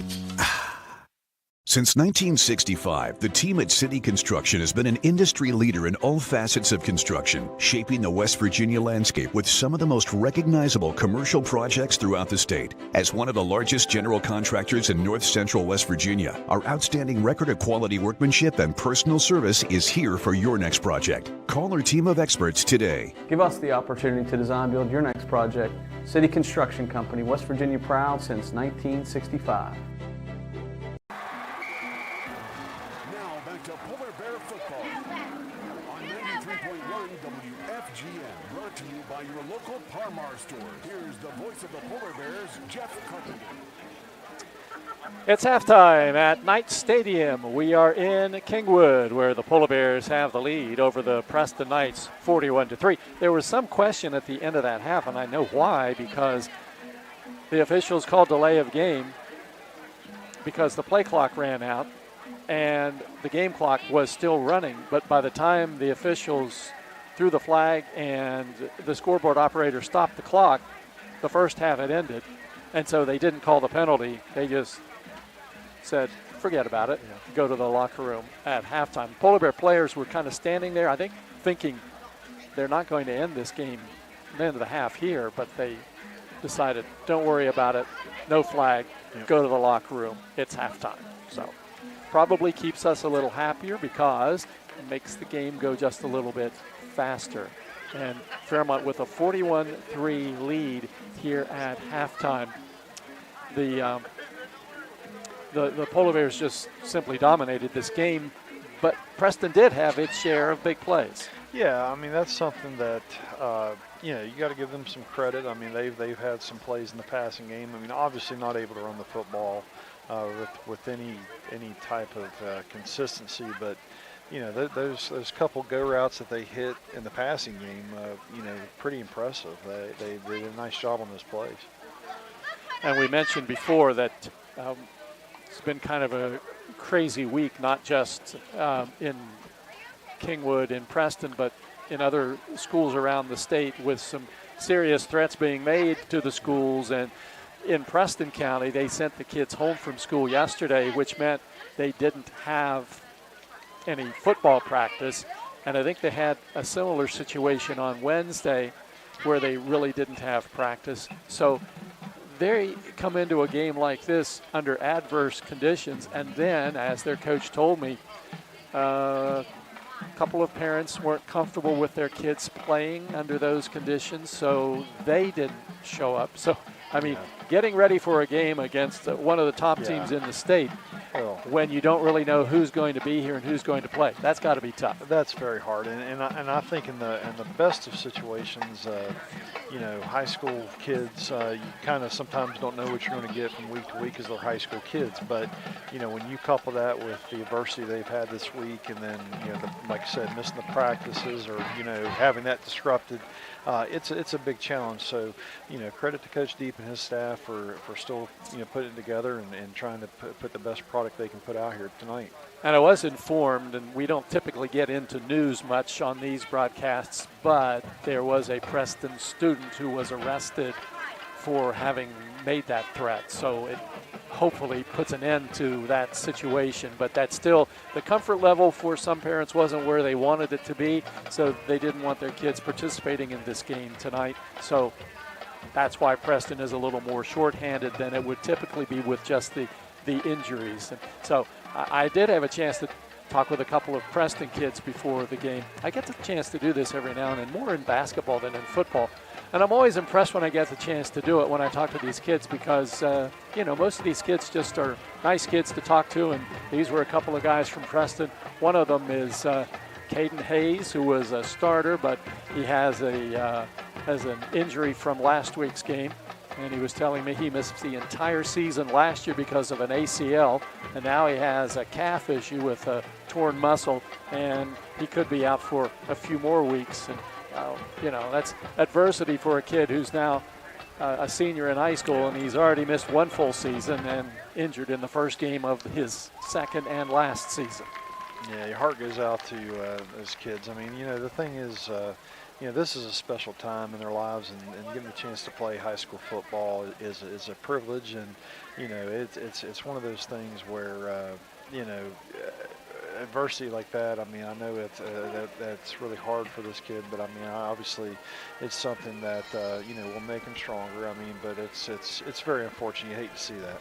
The other thing that always strikes me about Preston, it's when you're out driving around sometimes, and you're driving in the mountains, and you look and you see you're in Preston County, and you think, what? Am I still in Preston County this far away from Kingwood? And so some of these kids, especially in extracurricular activities, it's tough because they're maybe an hour away from school. So you just think about that when, Fairmont parents and kids are pretty lucky because most everybody is fairly close to school, and they don't have to add an hour on at the beginning of the day and an hour on at the end of the day just for transportation. So anytime you see kids who are participating in extracurriculars, when they have to put that much into it, makes it a little more impressive. Well, it does, and you have to have respect for them for what they're doing, like you said, to be able to participate, and it just shows that what high school athletics means to kids, and I'm always a big supporter, always will be, of athletics. I just think it just teaches so much, and it's really nice to see that they are. It looks like they have a good bit of play. I know they've had the situation of not having everybody out tonight, but it looks like they've got pretty good participation. Well, we've talked about the high school level. There is, of course, a big college game tomorrow in Pittsburgh with the Mountaineers and the Panthers, and we even have an NFL game coming up this weekend. We might touch on that when we come back. It's halftime at Knights Stadium in Kingwood. The score, the Fairmont Polar Bears 41 and the Preston Knights 3. The halftime continues on 93.1 WFGM.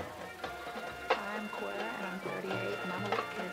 I was a bigger kid. I was very active, but I've always been built bigger. So I stopped eating, and I ate like a meal a day. Knowing the foundation helped me have a better relationship, because it's not the food, it's how you fit into your body. And eat healthier, eat right. WIC can help your family too. To learn more, visit wvdhr.gov/WIC. Apply today. Qualifications, rules, and limitations apply. Rates, rewards, and restrictions may vary by account. Contact institution for details. 2 minutes here. 2 minutes. That's not a selfie. I'm taking a picture of this check I just got. With my institution's mobile deposit app, the money goes straight into my free Kasasa checking account. So, a check selfie? A selfie? With state-of-the-art Kasasa checking, you get cash rewards and nationwide ATM withdrawal fee refunds every month you qualify. Ask Fairmont Federal Credit Union about Kasasa checking. Membership Act, eligibility requirements for that bank, federally insured by NCUA. Qualifications and rules apply. See institution for details. Last play of the game, folks. And the snap, drops back. Whoa, changes mind. Down the sideline. The 40, the 30, the 20, the 10. Kasasa! Unbelievable! Did you see that? Kasasa! Not to be a buzzkill, but what's Kasasa? We're glad you asked that. Kasasa. It's a catchy word for earning cash. Free Kasasa checking rewards you in cash. See your friends at Fairmont Federal Credit Union and ask for Kasasa checking. Membership eligibility requirements may apply. Federally insured by the NCUA.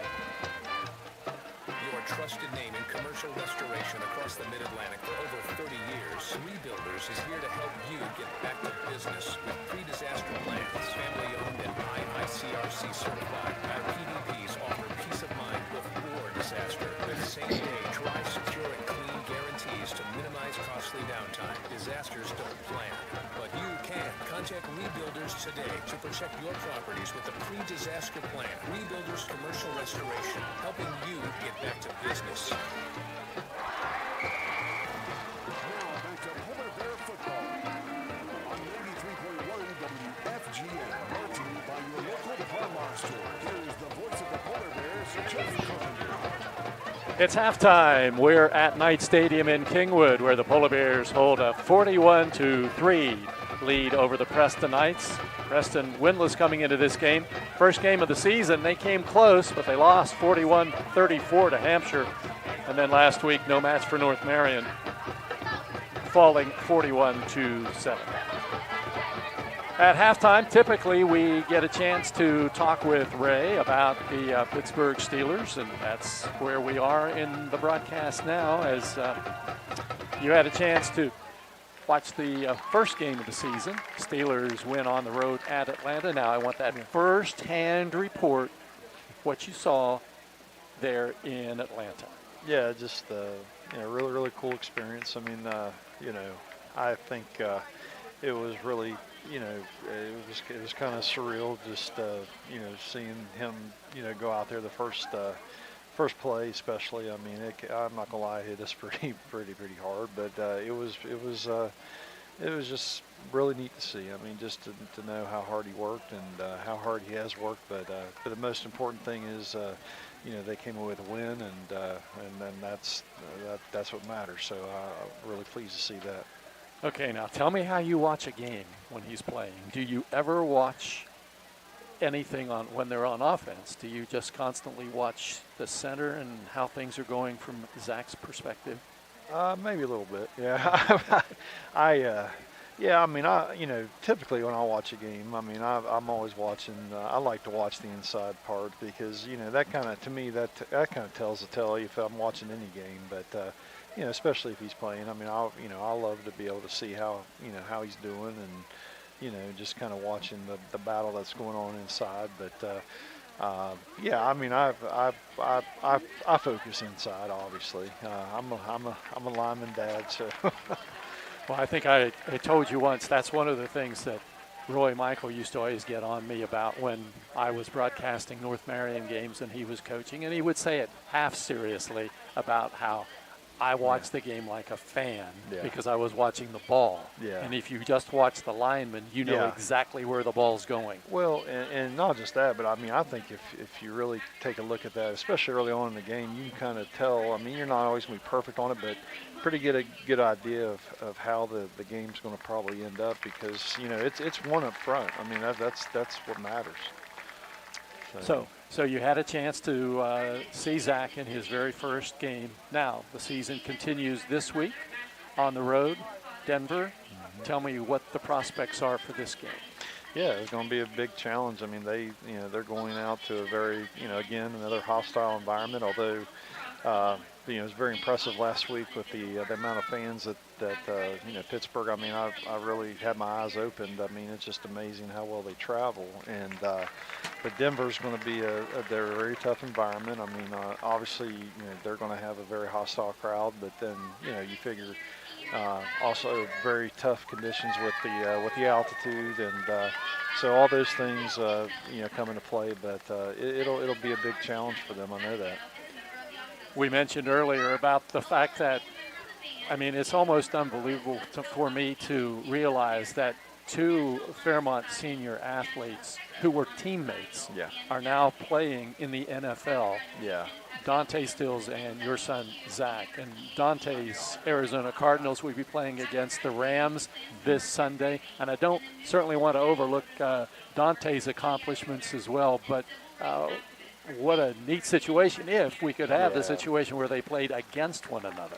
Well, yeah, and the thing is the amount of respect that they both have for each other because both of them know the journey they've been on and what it's taken to get there, and so they're good friends. They respect each other tremendously, and they're just like I said, they're both really great people, and they've worked so hard to get where they're at, and couldn't be prouder for both of them. More proud of both of them.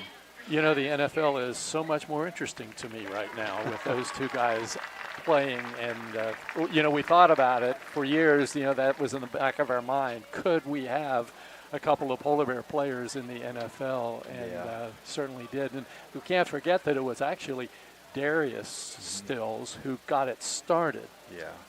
When he was first catching on in the NFL, didn't eventually make it. Injuries kind of cut his career short, but then Dante and then Zach came along, and what a trio of players coming from this Fairmont program. Well, yeah, and I'll tell you, Zach will always be indebted to both Darius and Dante because they helped show him the ropes a little bit when they, as far as what to expect, when he first got there and everything, especially at West Virginia. And, they've been just tremendous teammates to Zach over the years. They just have. So the Polar Bears and the Preston Knights at halftime here in Kingwood with Fairmont holding a big lead. And when we come back, it'll be time to check two things. We have to check the stats from the first half and also scores around the state, because we have games going on around West Virginia tonight that we want to look into here at halftime. So when halftime continues, that's what we'll do here at Knight Stadium in Kingwood with the score, the Fairmont Polar Bears 41 and the Preston Knights 3 on 93.1 WFGM.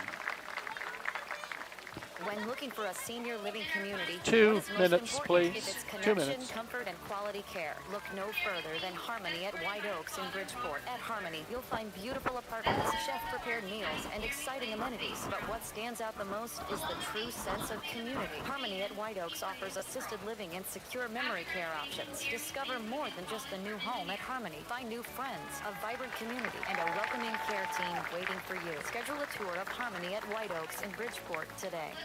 Warmer weather has arrived. It's time to put potholes, damaged roads, and broken pavement behind us. Greer Asphalt and Plattsburgh Asphalt plants are open for business with Greer's quality products. Contractors, municipalities, and the Department of Highways can get a jump start on those road, parking lot, and driveway repairs. Don't delay. Begin paving the way for smooth driving once again. Morgantown and surrounding areas, call 304-296-2549. Bridgeport and surrounding areas, call 304-842-5931. Hey everyone, it's time to say goodbye to summer and drive into fall. And a new Kinginley Kia will double your down payment up to a total of $5,000. We've got a great selection. 24 Kia Tellurides, $299 lease per month. Seltos, $139 lease per month. Forte, $89 lease per month. That's $89 a month. These are 24-month leases with $34.95 due at signing, 10K miles per year, no security deposit required. Got a trade? If you owe $5, $7, or even $10,000 more than it's worth, we want to pay it off and get you into a new Kia at Ken Ganley Kia. 10 minutes from Clarksburg and 25 minutes from Morgantown at I-79, exit 125 in Bridgeport. KenGanleyKiaClarksburg.com. Tell them McKinsey sent you, because I want to see you in a Ken Ganley Kia. Ganley rebates assigned to dealer plus tax tag title and not fee.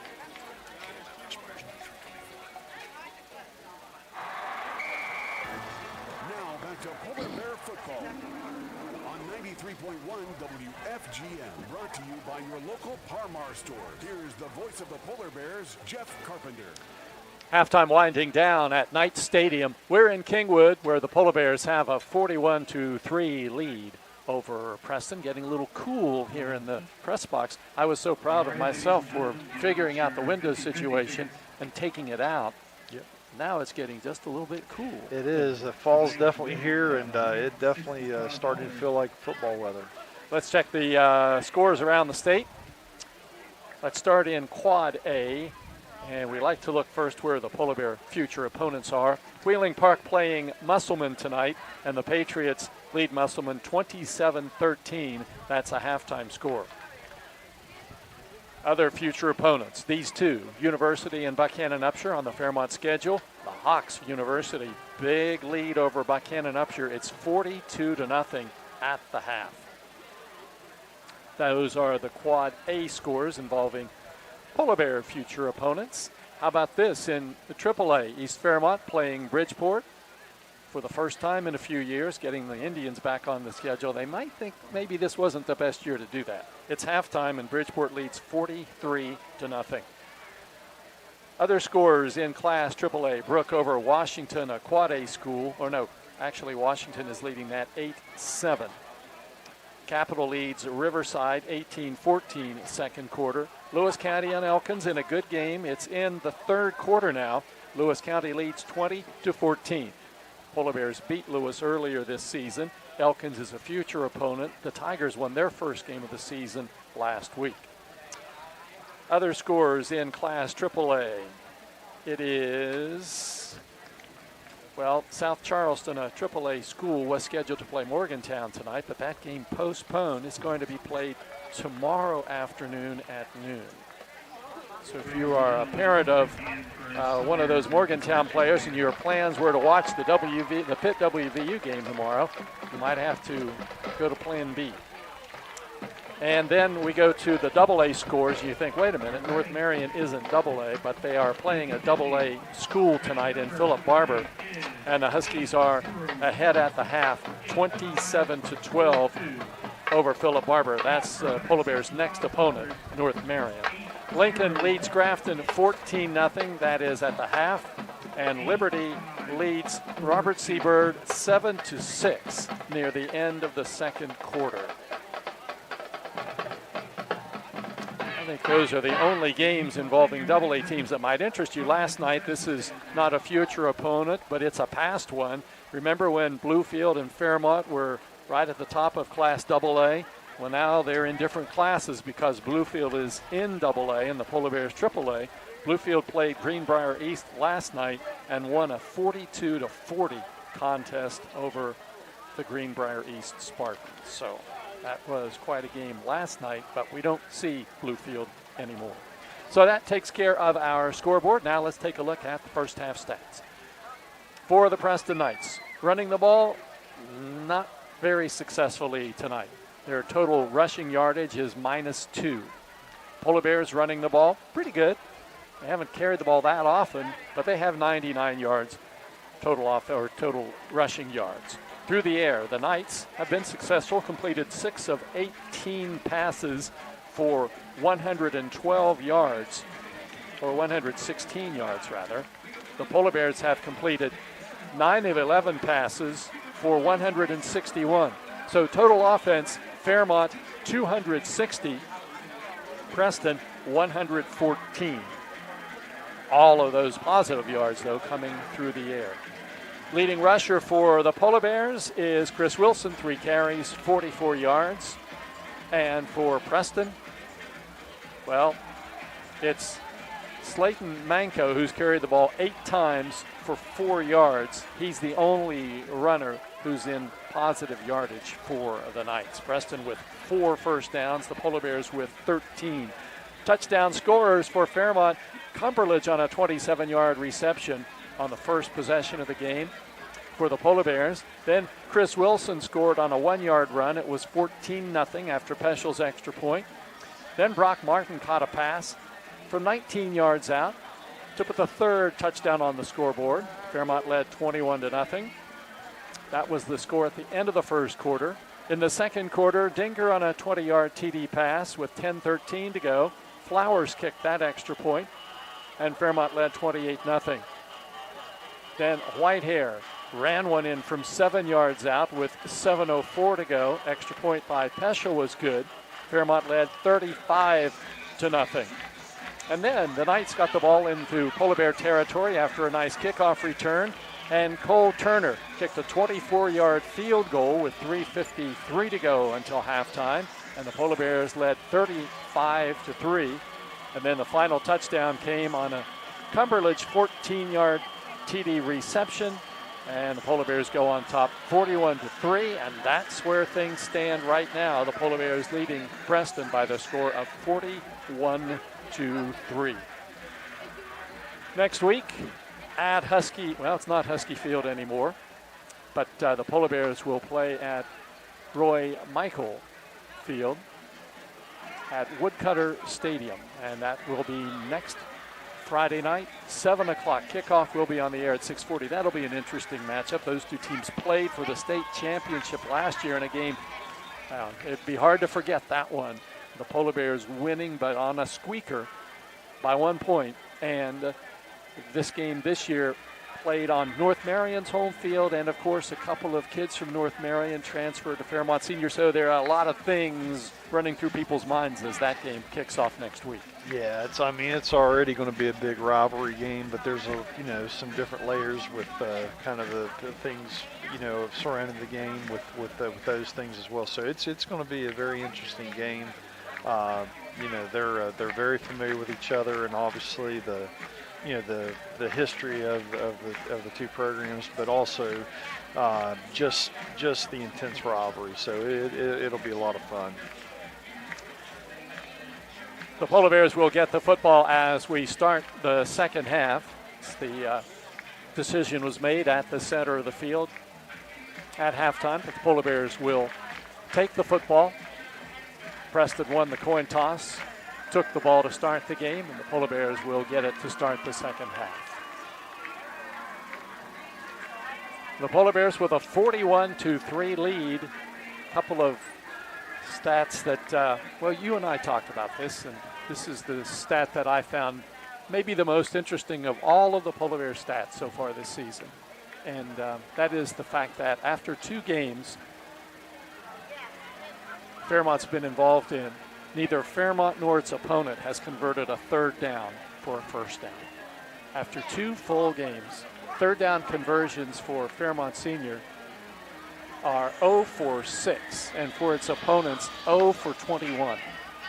So 2 games, no first downs on a third down play. Now, of course, the Polar Bears haven't had that many because they had big plays, but that's a little bit unusual. Yeah, I mean, but you know, from the defensive perspective, I mean, that's pretty impressive for third down defense. Right, you're taking the glass half full That's approach. right. You're thinking about got to do that. The Fairmont defense, not the Fairmont offense. So, yeah, you look at the scores and you think, wait a minute, this team's had trouble on third downs. Well, that's not really been the case. They just haven't gotten too many third downs. Right.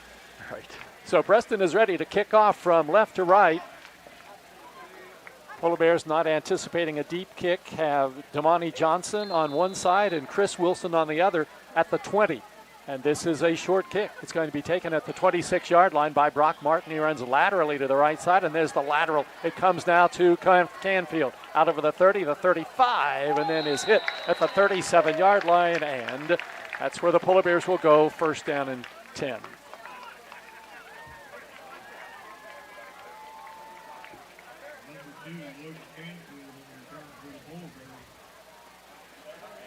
So Fairmont moves from right to left, wearing the blue pants, white jerseys, white helmets. Ramsey at center. Floyd and Powers Dawson, lineman on the near side. Other side of the football is Arbogast and Trevor Bigelow. In the backfield, Johnson's the running back behind quarterback Whitehair, who's in the pistol formation. And Brody takes the snap. He's back to pass. He is looking downfield long, down the sidelines, and the pass is incomplete, but flags are thrown, and we're going to have an interference called. Brock Martin, the intended receiver, he was covered, maybe literally, on that play. Yeah, he was trying to get through the defender. The defender wouldn't let him to get to the ball, and you know, he was impeding his progress to the ball, so it looks like it's going to be pass interference.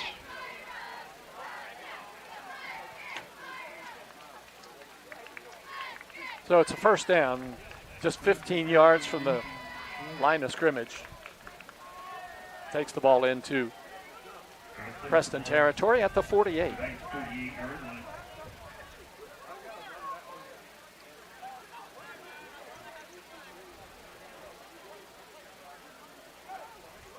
So Fairmont now comes out of the huddle. Moving from right to left with the ball in Knights territory at the 48. 2 receivers wide to the right side. Running back alongside Whitehair, who's back to pass. Now swings it out to Johnson, open along the sidelines at the 50. Gets down to the 45, sidesteps a defender, but gives ground, and he's going down at the 44-yard line. Yeah, good job by Brody, just checking it down. Didn't like what he saw on the back end, and you know, just made a nice decision for a good completion. It'll be a pickup of 5 yards on the play. They set it down just at the 44. 2nd and 5 for Fairmont. 3 receivers bunched to the right, close to the line of scrimmage, and back to pass is Whitehair, and he's got lots of time. Goes towards the far sidelines. Now he's going to run with it. He'll make sure he gets the first down and run out of bounds.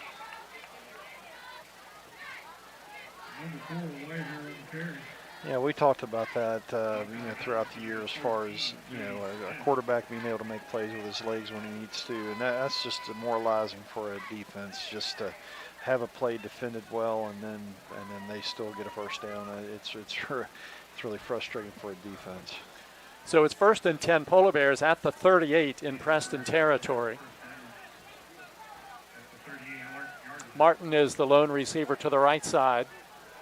Cumberledge, Navon Jones, and Cannon Dinger are receivers to the left. Quarterback, Whitehair, back to throw to the far side. Martin catches it at the 25 and then is wrestled down right on the spot.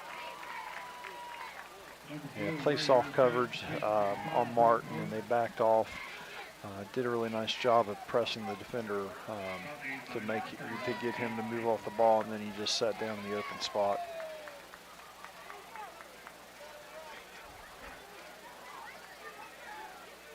The ball is set down just short of the 25 at the 26-yard line. 12-yard pass play, and Whitehair back to throw. Short pass near side is caught by Wilson. He has it at the 20, eludes a defender at the 15, and takes it down inside the 10-yard line. It'll be another Polar Bear first down.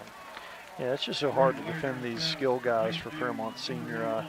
You play that cushion, you're just going to give everything up underneath, and Brody's so experienced. He's just going to take what you give him, and then that's what he's getting easy completions right now.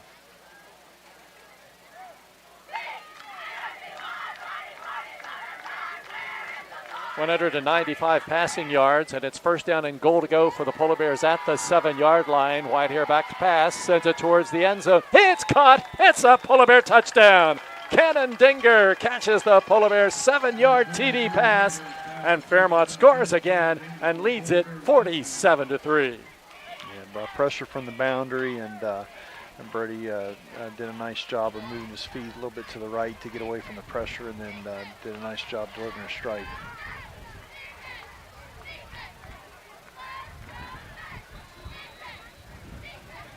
Extra point now for Peschel from right to left.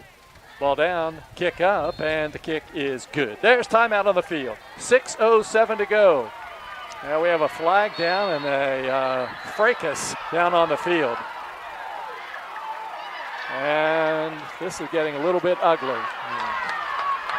Cody Smith, a Preston player, and now the benches have emptied. Well, the benches haven't. Coaches keep them away, but the players are in multiple altercations on the field.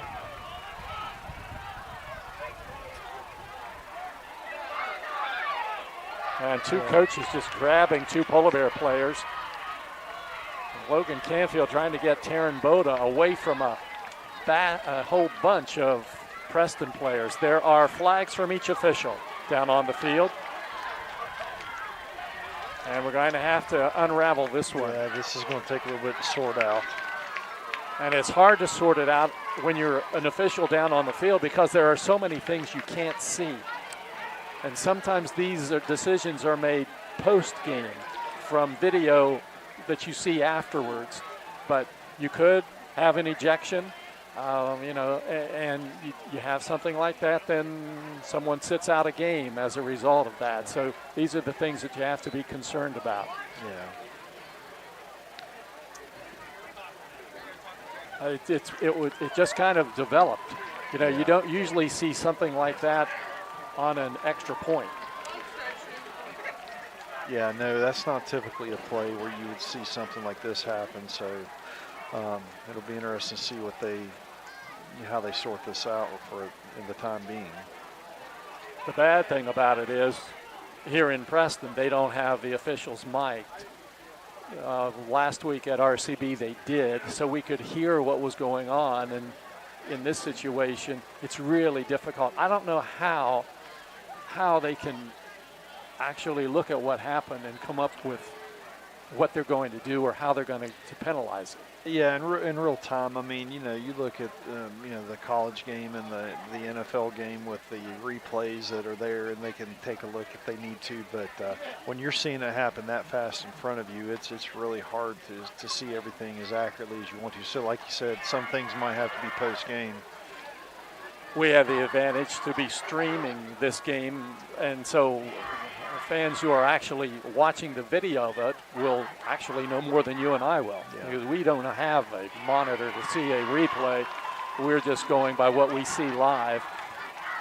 One thing I did see live was Cody Smith going after a couple of players, a Preston player. That did not look good.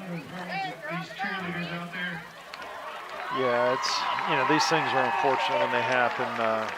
It's an emotional game to begin with, but you hate to see that. You want aggressive play, you want physical play, but you want it to be between the whistles, the right way. So hopefully, the officials, I'm sure, will get this thing back under control.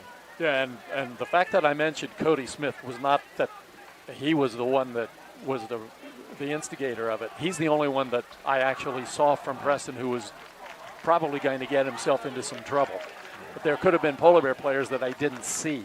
So just so that you're aware of that.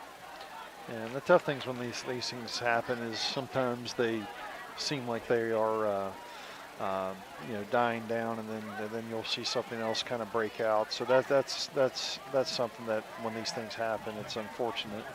But credit the coaches for trying on both sides to try to get this thing also under control to help the officials out. They did a good job trying to intervene as fast as they could.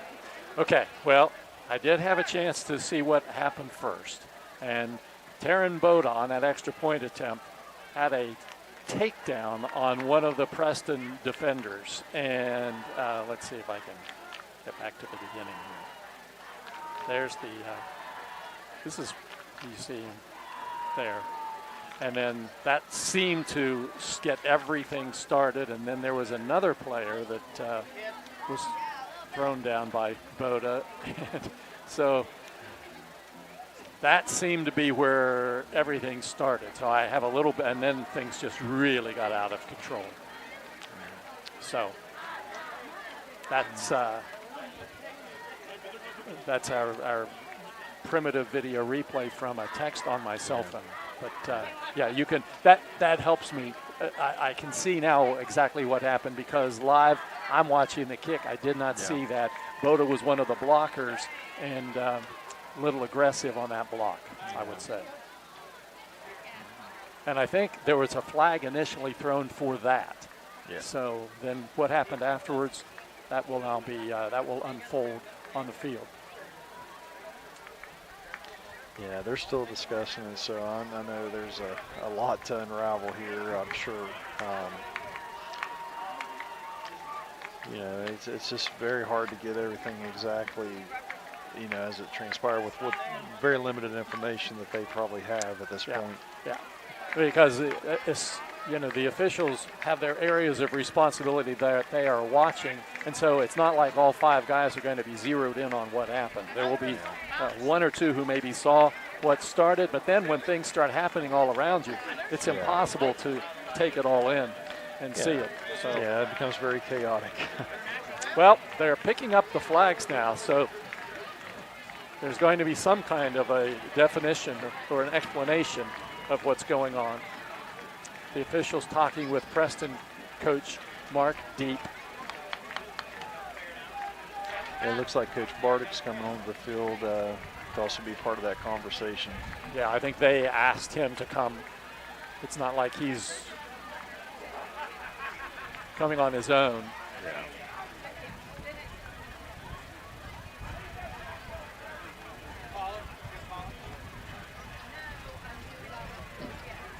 The Polar Bears lead 48-3, so it's not as though this game is hanging in the balance. The only thing that's hanging in the balance is exactly how this is going to be sorted out.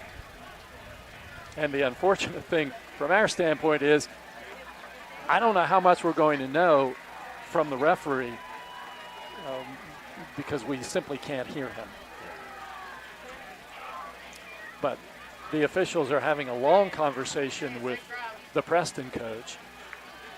There are three of them around him and three around Nick Bardick. So they've had their conversation with the Preston coach. Yeah, the biggest. Oh, sorry, Jeff. No, go ahead. The biggest thing right now is I'm sure they're wanting to have the conversation with both coaches to make sure they get control of this game and make sure that as they move forward that they're they're keeping everybody their emotions in check a little bit. They don't want something like this to happen again.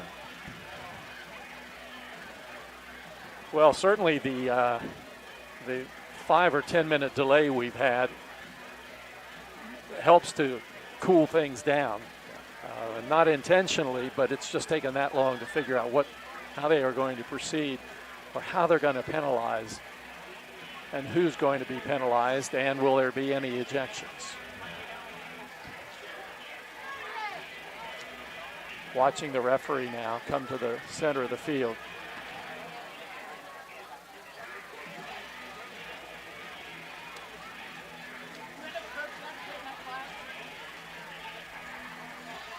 this is one of those things they can't really teach you in referee school.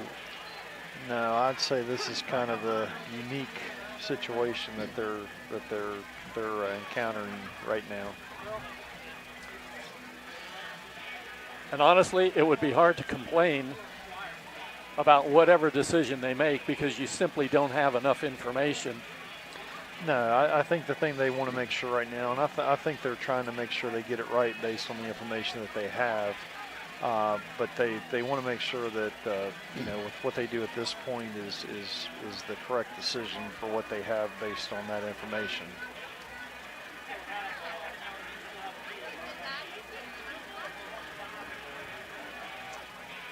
What we have here is the officials in a huddle again at the 30-yard line. They had the initial huddle after all the flags were still on the field. Then they picked them up. And now the referee is coming to the center of the field, and he'll be making some kind of a call to explain what's going on.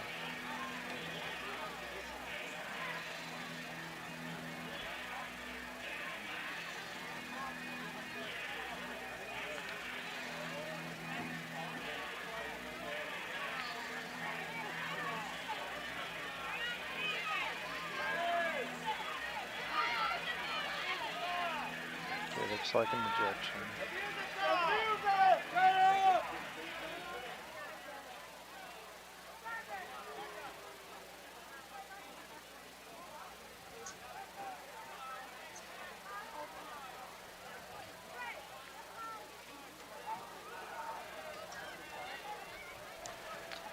Okay, there have been some ejections.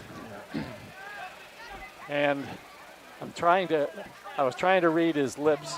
It looked as though he said 55. I'm just looking.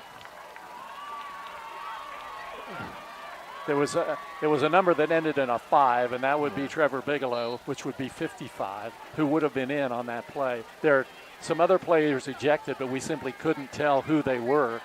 And unfortunately, they had the music playing, and it was hard to even try to hear the officials. So the Polar Bears are going to kick off from their own 25-yard line with a 48-3 lead.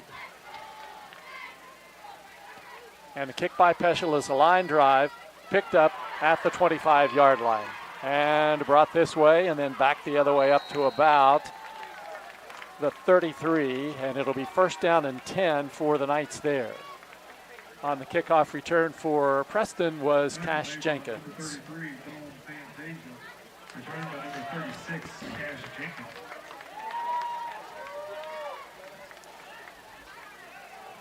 The other thing now, it's hard to tell who might have been ejected. You would think, okay, you can look and see who's not in the game, but now the Polar Bears have their subs in the game, so. Yeah.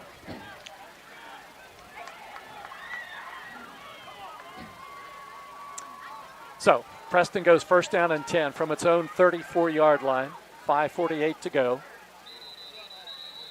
And we have a time at the line of scrimmage.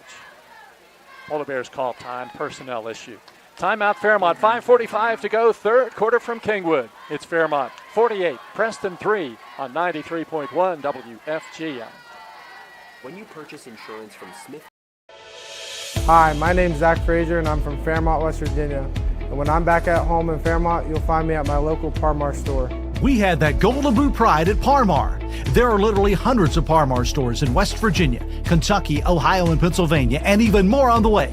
Download the Parmar app to save even more. And whether it's food, gas, groceries, or whatever, we have you covered at Parmar.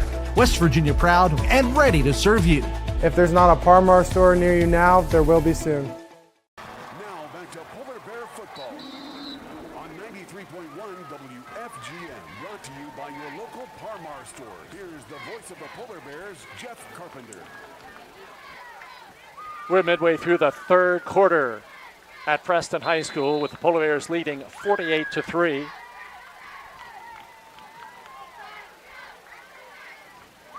We had a major altercation down on the field among players, and it took 15 minutes or so to sort it out. It's sorted out now. Preston has the ball first and 10 at its own 34-yard line.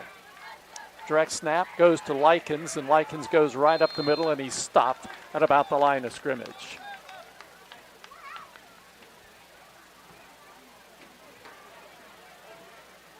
So no gain on the play. It'll be second down and 10 yards to go. Papali along the front line for the Polar Bears, along with Atkinson and Bracero. Lowther, one of the linebackers, along with Parker Bigelow. Also Drew Jackson in there.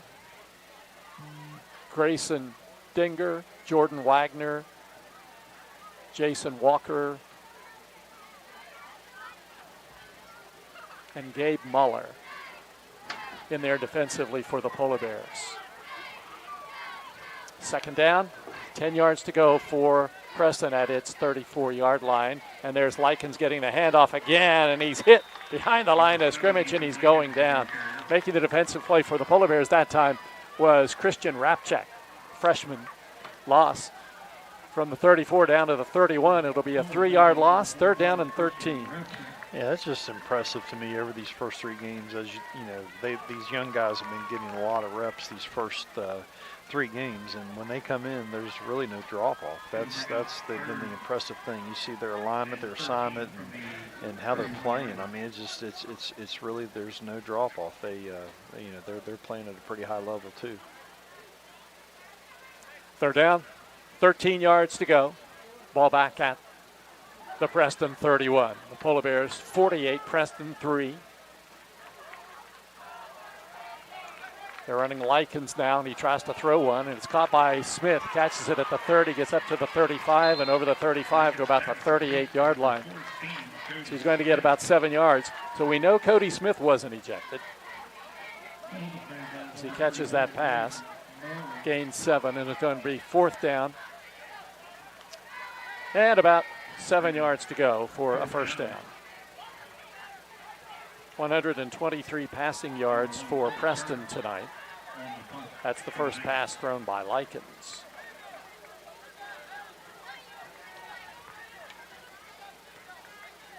Rapchak back to return this punt. The line of scrimmage is the 38. Punt is away. And Rapchak catches it at the 35, and there's a block in the back for Wagner. And Rapchak takes it up over the 40 to the 42-yard line. That was such an obvious penalty on Wagner. He just hit him right in the back. I think the thing that's interesting to me with Rapchak is he's had, I know of at least 3 runs he's had that there have been penalties on, and now a punt return. It seems like every time he gets his hands on the ball, and he's had some nice runs, but everything he's done has been called back, as will this one. Yeah. I tell you, on that play, Jeff, the punter for Preston, I think he was going to earn a Academy Award. He was he got barely touched, and he laid down on the ground. Yeah. Got to be careful with something like that, and we don't want to start another one of those. No. So it's first down and 10 for the Polar Bears at their own 25. Clock shows 2 minutes and 40 seconds on the change possession.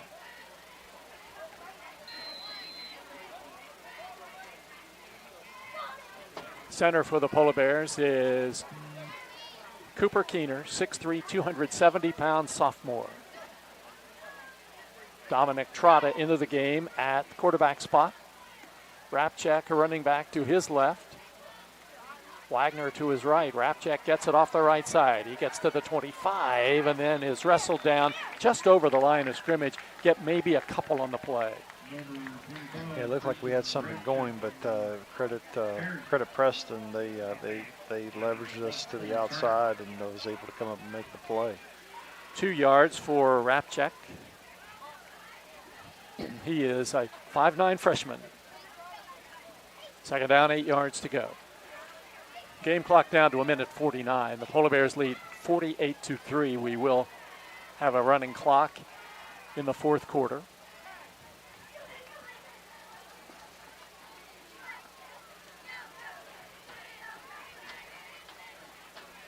King Abercrombie along the front line, playing a guard spot.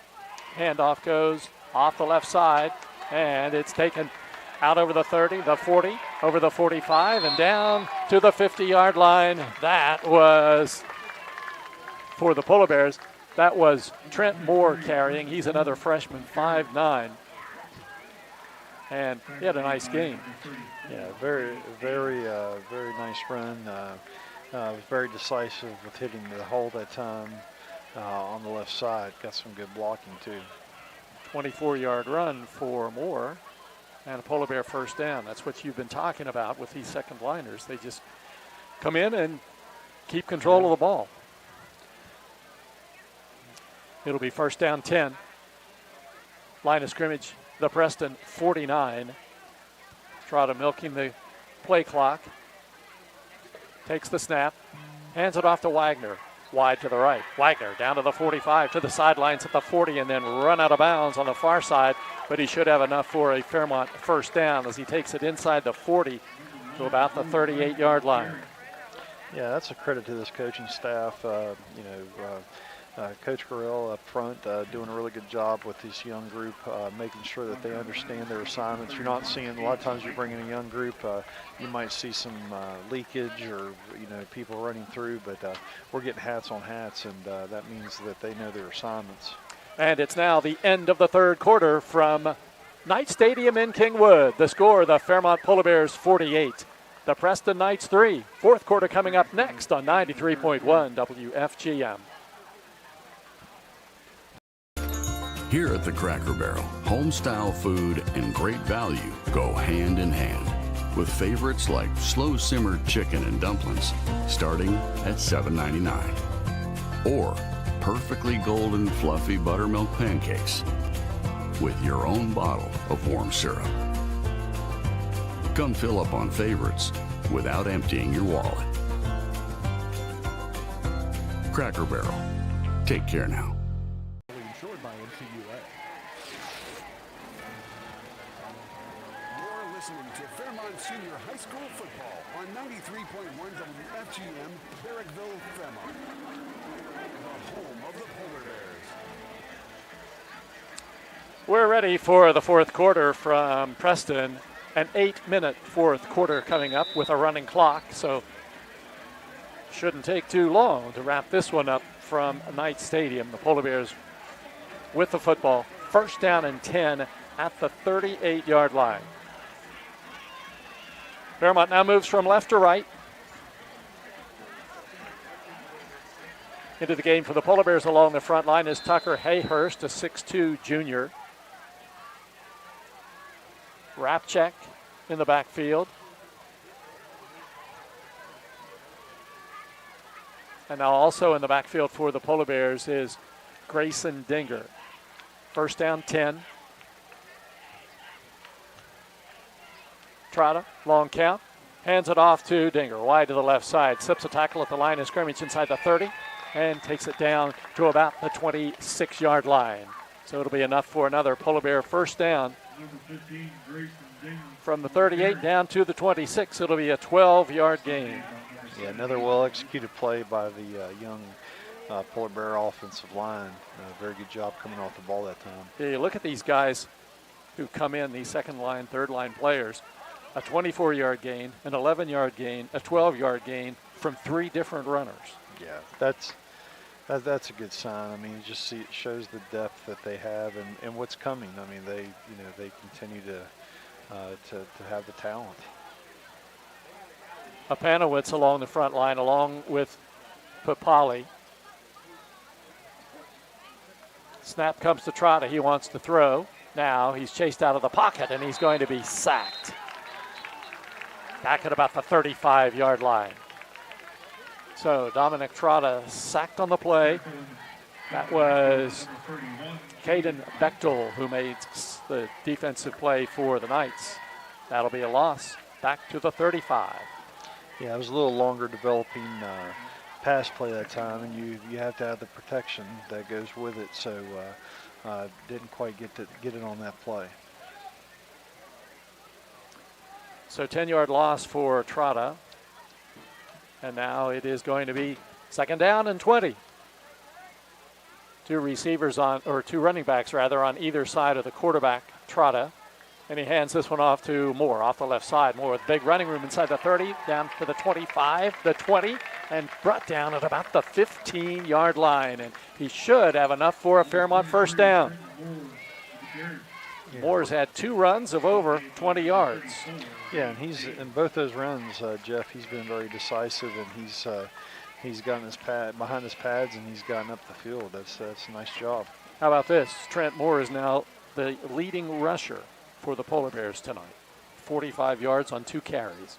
He has it at the Polar Bear or the Knights 15. The clock turns inside 5:20 to go, and it's turning no matter what happens. So Trotter brings them up. First down and 10 from the 15-yard line. Trotter on a design keep off the left side. He takes the football down to the 10, and he's going to be hit as he takes it inside the 10-yard line. And the Polar Bears maintain possession of the football. Short gain of a couple.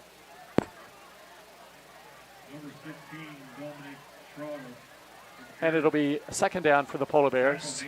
Second down and about 8 yards to go.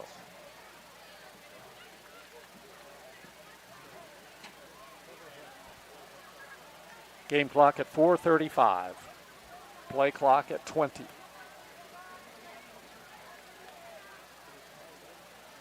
Next week, the Polar Bears play on the road at North Marion against the Huskies.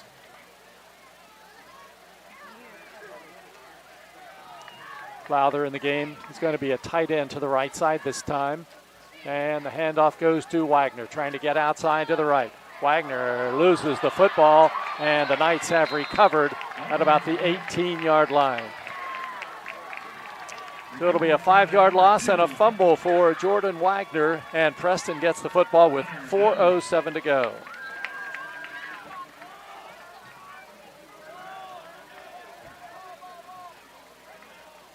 They do stop the clock at the change of possession. And that's what's happened, 4:07 showing on the clock. Fairmont 48, Preston 3. Polar Bears still haven't given up a touchdown in a game this season. And it's up now to these guys defensively to keep that intact. Bracero, Atkinson, and Papali along the front line. David Watson in the game for the Polar Bears now.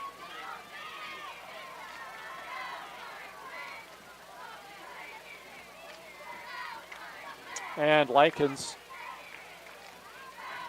running out of the Wildcat, gets the snap, and he gets a couple of yards up the middle, out over the 20 to about the 21-yard line. He's going to get maybe 4 on the play.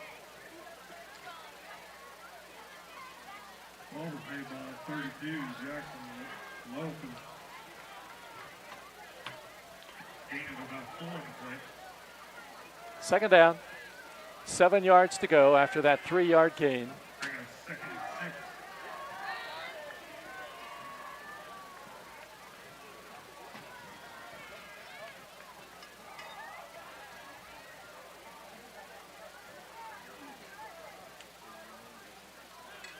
Grant Newsom in the game for the Polar Bears now defensively. And this time the ball is handed off.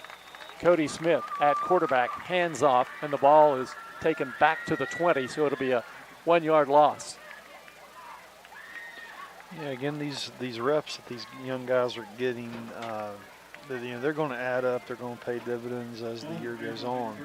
The experience they're getting, both in the JV games, but also on the nights like tonight, it's kind of a nice reward to get them in the game and get as much playing time as they're able to get them. It's going to be third down and about 8 yards to go for the Knights. The ball at the Preston 20-yard line. Smith, Cody Smith, quarterback in the shotgun, and Smith on a keeper off the left side. He spun around but breaks free and gets out over the 25 up to the 30 and then up to the 32-yard line. Finally brought down at about the 32. Making the tackle was David Watson for the Polar Bears. It'll be a gain of 12 yards on the play.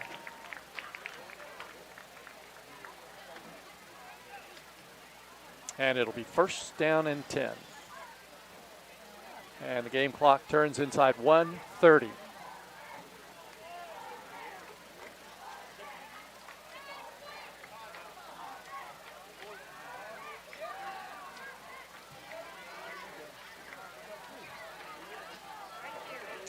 Cody Smith, long count at the line of scrimmage.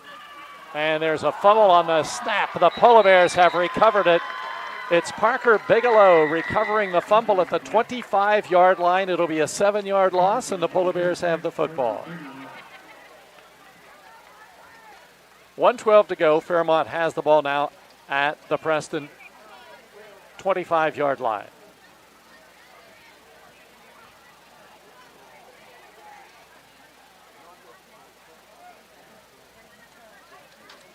Jacob McDougall has checked into the lineup for the Polar Bears. Try to get all of these guys mentioned when they get in. Every now and then, a few of them slip right past me.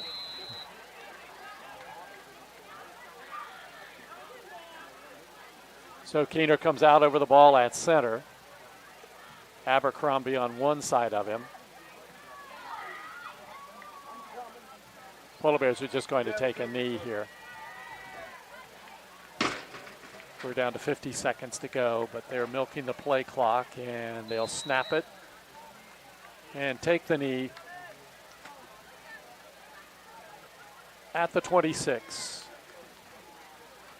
And we're almost at the finish line.